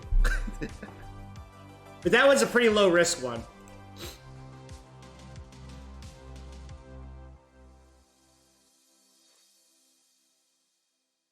Well, now I gotta fight off Brescia and Genoa.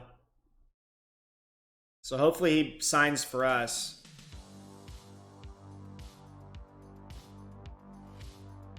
That's because you can't see most any of his attributes. Oh, I'm aware. I'm just saying, it's one of those things where it's like, I don't know what he is, but he's so cheap.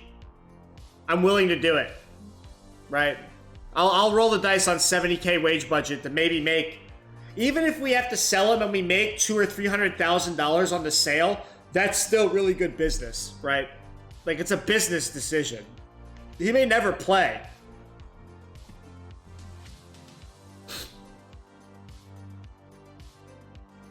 I think if it's not broken, we don't fix it. So Milanese is going to come in here on the bench, but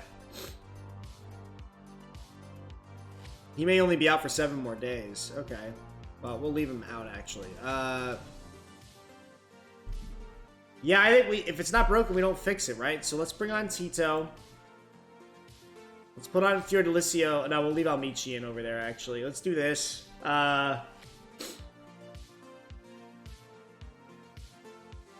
Yeah.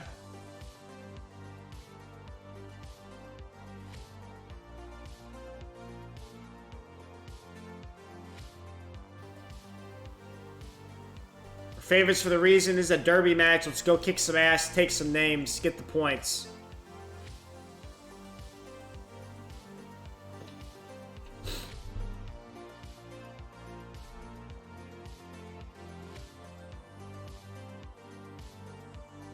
Oh, terrible giveaway there. Cragno.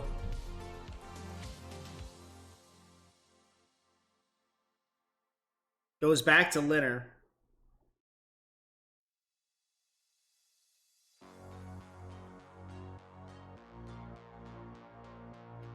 Oristanio, Emmanuel, Laverbe, Tito, Riccardi.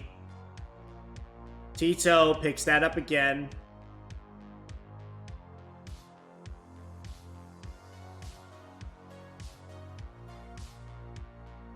Terrible shot by Raimondo. I didn't know what he was thinking being that far out and blocked like that, but that's okay. Laverbe, Almichi. Come on, boys. Let's get something going here. Ugh. Playing ping pong. Ooh! Riccardi with the volley of the century if that went in. They're playing a very boring flat 4-4-2.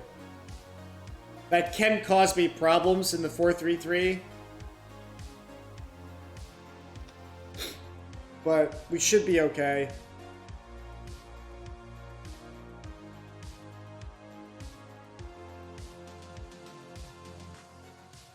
Linner's going to pick that ball up.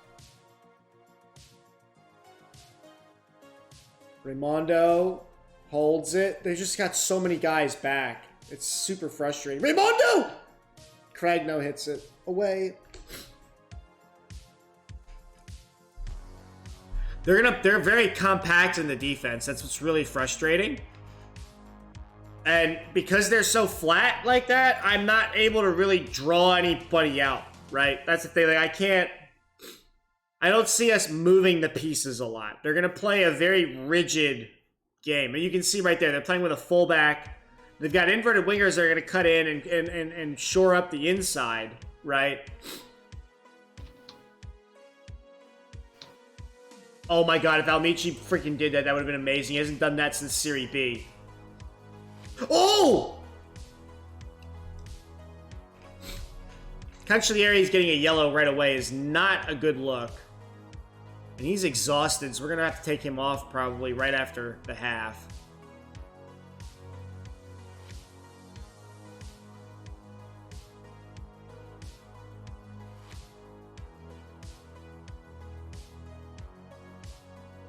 Yeah, it's going to be really hard to break them down.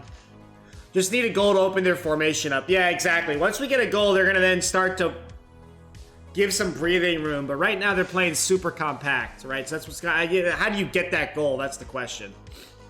Right. And you can see it here. The coach is like, hey, work the ball in the box. Right. Push up. Try to feed it through. Not going to do it, though.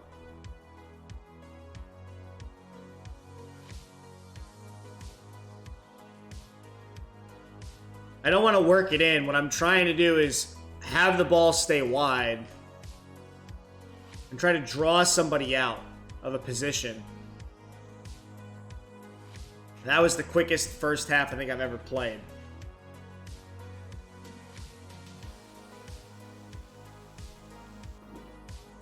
I'm not happy with the finishing out there. That's very true. So I think we'll take Cancellieri off. We're going to bring on Maldini out there. The other option is to bring on Rodrigo and run a 4-2-3-1 and really overcrowd their back line. And that might not actually be a bad idea. Playing with a 4-2-3-1 with a shadow striker and trying to draw somebody out through the middle. Because they got a box-to-box and a ball winner kind of sitting stationary, and I've got 3 in the midfield sitting, but I don't need my defensive midfielder because they're not really playing anything, right?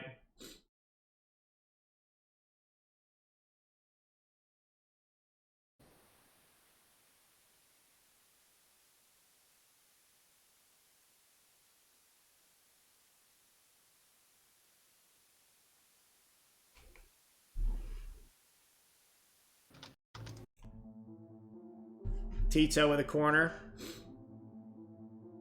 Cleared away. We're going to do that.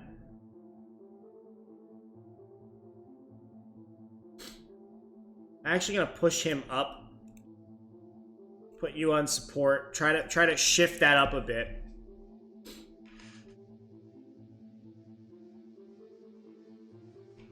And then we're going to pile on the pressure and go attacking. And I want to pull the line. I don't want to pull the line up.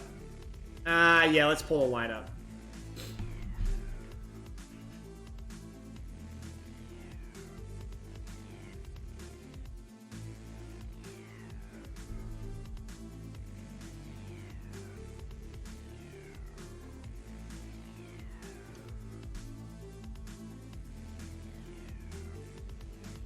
Oh, are you kidding me?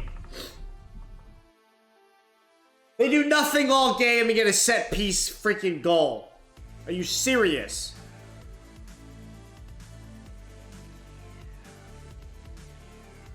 That's being FM'd if I've ever seen it. Wait, what is FM'd? We're playing Football Manager, and so the abbreviation for that is FM, and the game is very, very cruel sometimes. So if something happens out of the ordinary, instead of saying I got fucked, you say I got FM'd, right? Gotcha.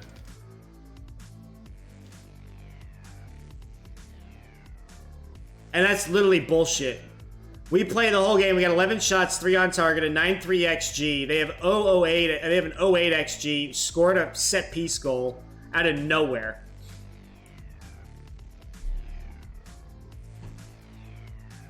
Where is what's his name? Rodrigo. Come on, as an advanced forward. Slide you over. No. No. God, how hard is it to... If I have to do it this way, I'll do it that way.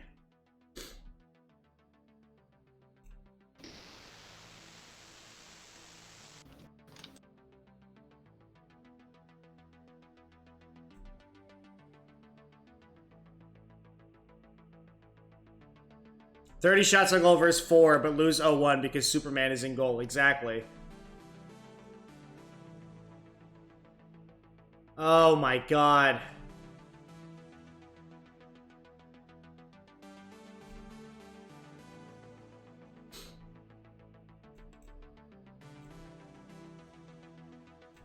I will work the ball into the box. I want to distribute quickly. I want to push these guys way up. I want to distribute to flanks. I want more direct passing too while we're at it. I'm gonna yell at my players too.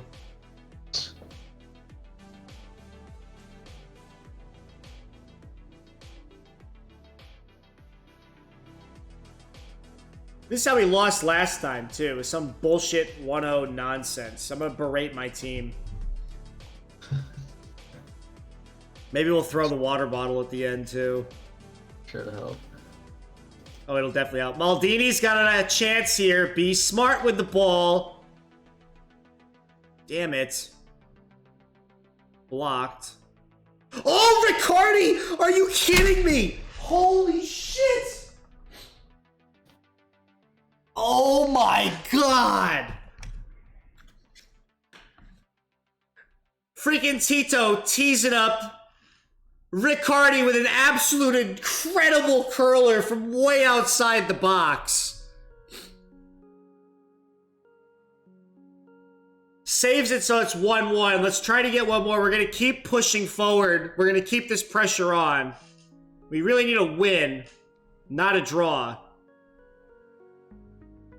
But out of nothing came something. Oh, I celebrated way too early because Larson just scored. Now we're down 2-1. I swear to God, what the hell was that?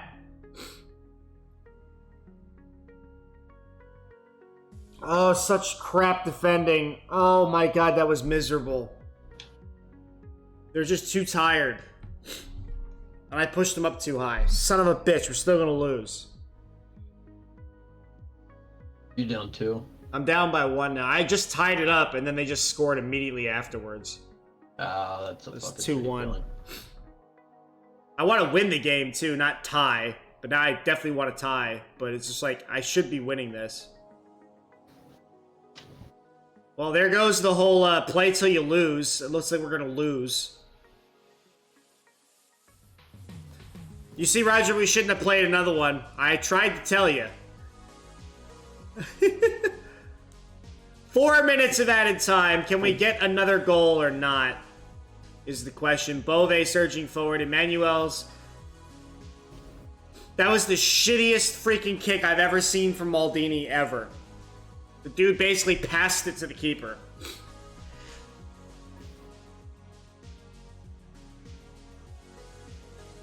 And one more opportunity here. Oh, Tito. My fault entirely. Nah, I'm just playing with you.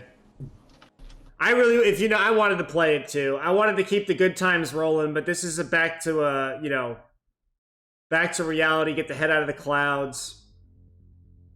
All things considered, this is okay. Still upsetting, though. What rank is the team you're playing against in? I don't know off the top of my head, but we're going to find out here in a second.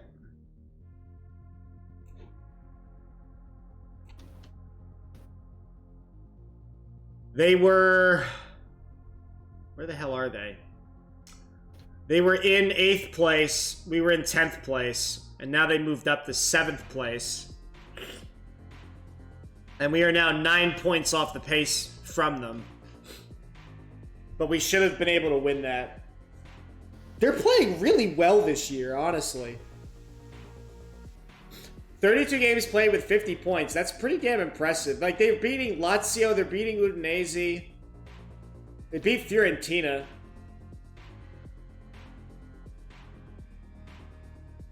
So, 9 points down with 18 points remaining. I don't think we're going to get into Europe this year, and that's still okay. Because our goal was to not get relegated and finish strong as being best of the rest. And we're still within earshot of doing that. And Fiorentina beat themselves these days. Yeah, that's very true.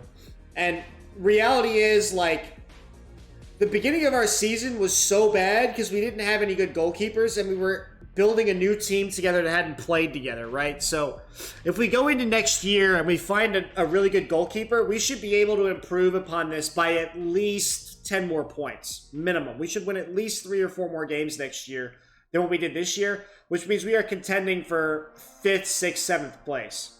So the growth of the club and the long-term trajectory is fine. But when you get so close to overachieving, it hurts when you fall short. Because you start to dream. It's very true, though.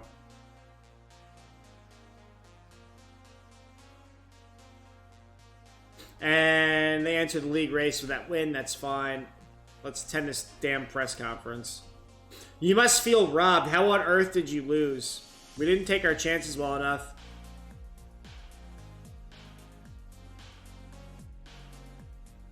We have to respond with a better result. You think their late goal had an impact on the outcome was a fair reflection? I'd rather not talk about it. Yeah, it was special. That was a beautiful goal by Riccardi. I didn't have options from the bench to replace Tito. That was actually true. Not commenting on individual performances.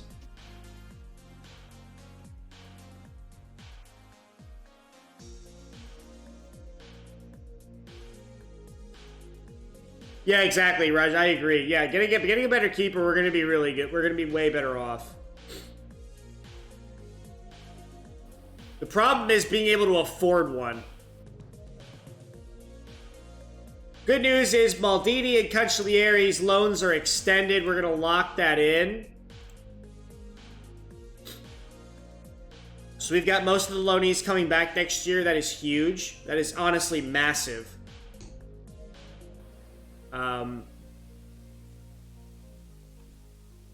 That's a big deal for us. Now, Parma need to somehow take points away from Torino this time around. Can they do it?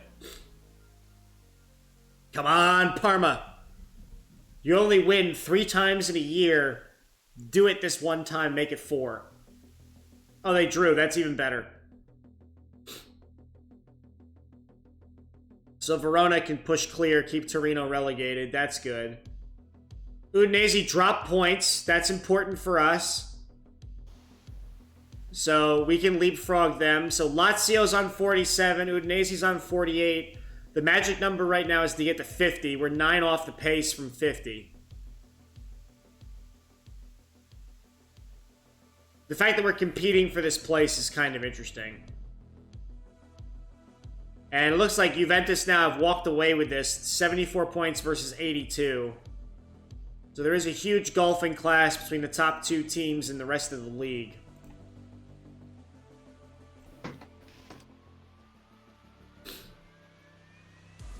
Most important player, in my opinion, deserves the extra wage if needed. Yeah, but that, you know, okay, here's what I mean by affording it, okay? Like, finances. Look at my finances, all right? I've got $3 million in transfer budget that's going to magically disappear because I'm not spending it right now, right? Our wage budget is 10.5 with a payroll of 12.2. Our guaranteed minimum next year on a transfer budget is $5 million. I need to be able to somehow come up with like $15 to $20 million in a transfer fee to buy the player, right? That's what I'm concerned with is I don't know that I'm going to be able to afford to bid for the player, right? I honestly don't know what kind of budget the board's going to give me in the summer. We're going to just have to wait and see and YOLO on that. I mean, the finances of the club are healthy. We're $27 million in the black with no debt. If our previous cash injection is anything to go by, we'll probably get another $20 million at the end of the season, putting us on 40 in the black as a club with no debt. But that doesn't mean they're going to throw me a $20 million transfer budget next year. I'm thinking the budget will be about 10, right? So it's going to be bargain. Ask for more funds while it's going good. I could. So, like, we could make a board request right now, I think, increasing the transfer budget or the payroll budget. But I really need to say increase next season's, but I don't know what next season's going to be. So it's kind of like a tough situation. Like, if I increase the budget now, there's no guarantee that increases it in the future, right? So I just have to wait it out, I think.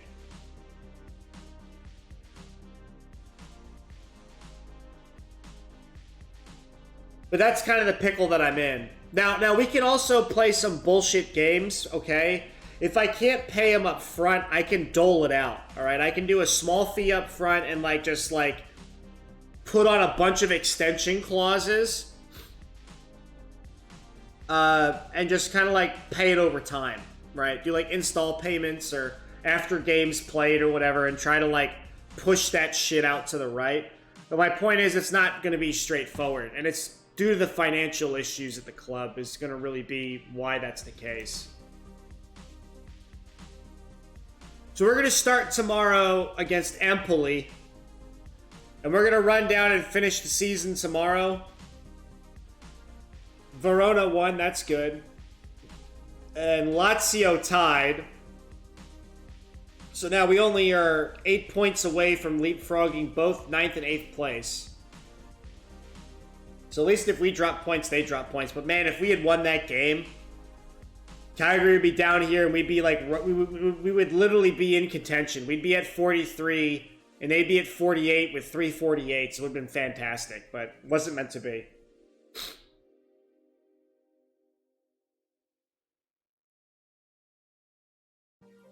It's really unfortunate. Now, one last thing I'll show you before we get out of here. Let's look at Monza, okay?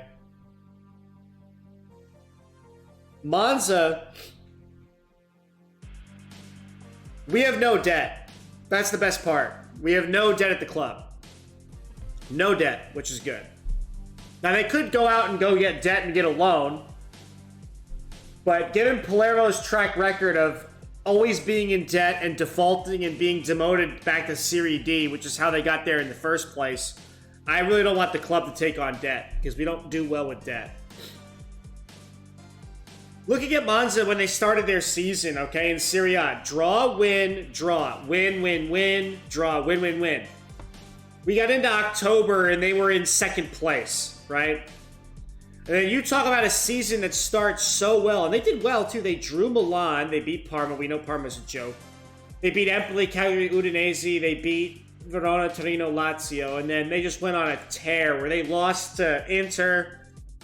Just lost, draw, lost, draw, lost, lost, lost, lost, lost, lost, lost. They just lost the rest of the year, right? I mean, they haven't. They've picked up They've picked up 5 points. They've picked up 7 points. 8, 9. They picked up 9 points since November. 9 points since November. Since November, they've only picked up 9 points, right? That's incredible. They're down here in 13th place. 9 points out of 34 they picked up since November, and it's now April, right? They got all those early. They got 27 points at the very beginning of the game of the season. It was incredible. They were all the way up here, then they just like completely fell off a cliff again. They got promoted up with us from Serie B. Now, the key with Torino here is we want to get this guy. We want to get Papetti, okay? He's worth a lot of money. I'm going to have to fork over the money for his wage. But if Torino gets relegated, I'm not going to pay this price for him. That's the hope here. We missed the shot, unfortunately, before. Torino gets relegated, though. We should be able to pick him up on the cheap.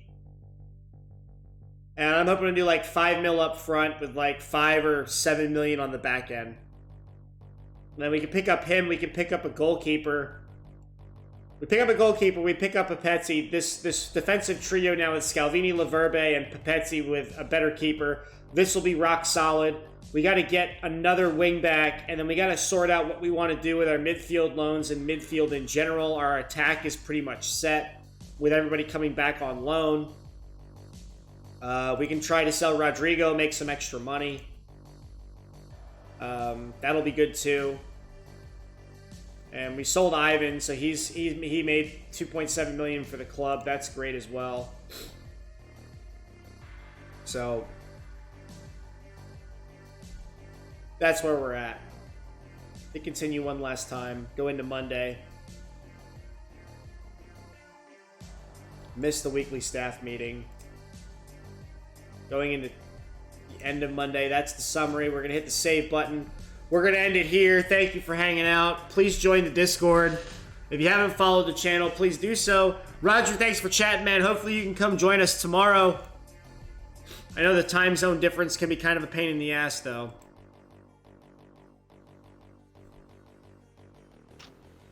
And we're going to sign out of here.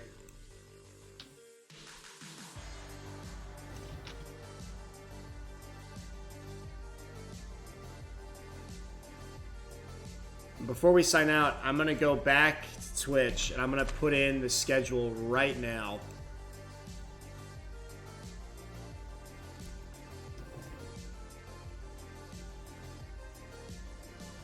Oh, no, I want to go schedule. I want to let me edit it. There we go. Edit schedule. I want to add stream. Come on. We're going to go to add stream. If I don't do it now, I'm not going to do it. Because I always say I do this, then half the time I don't. And I feel like that's rude. So I'm going to do it now before we log out. So it'll be Saturday. 12 o'clock my time.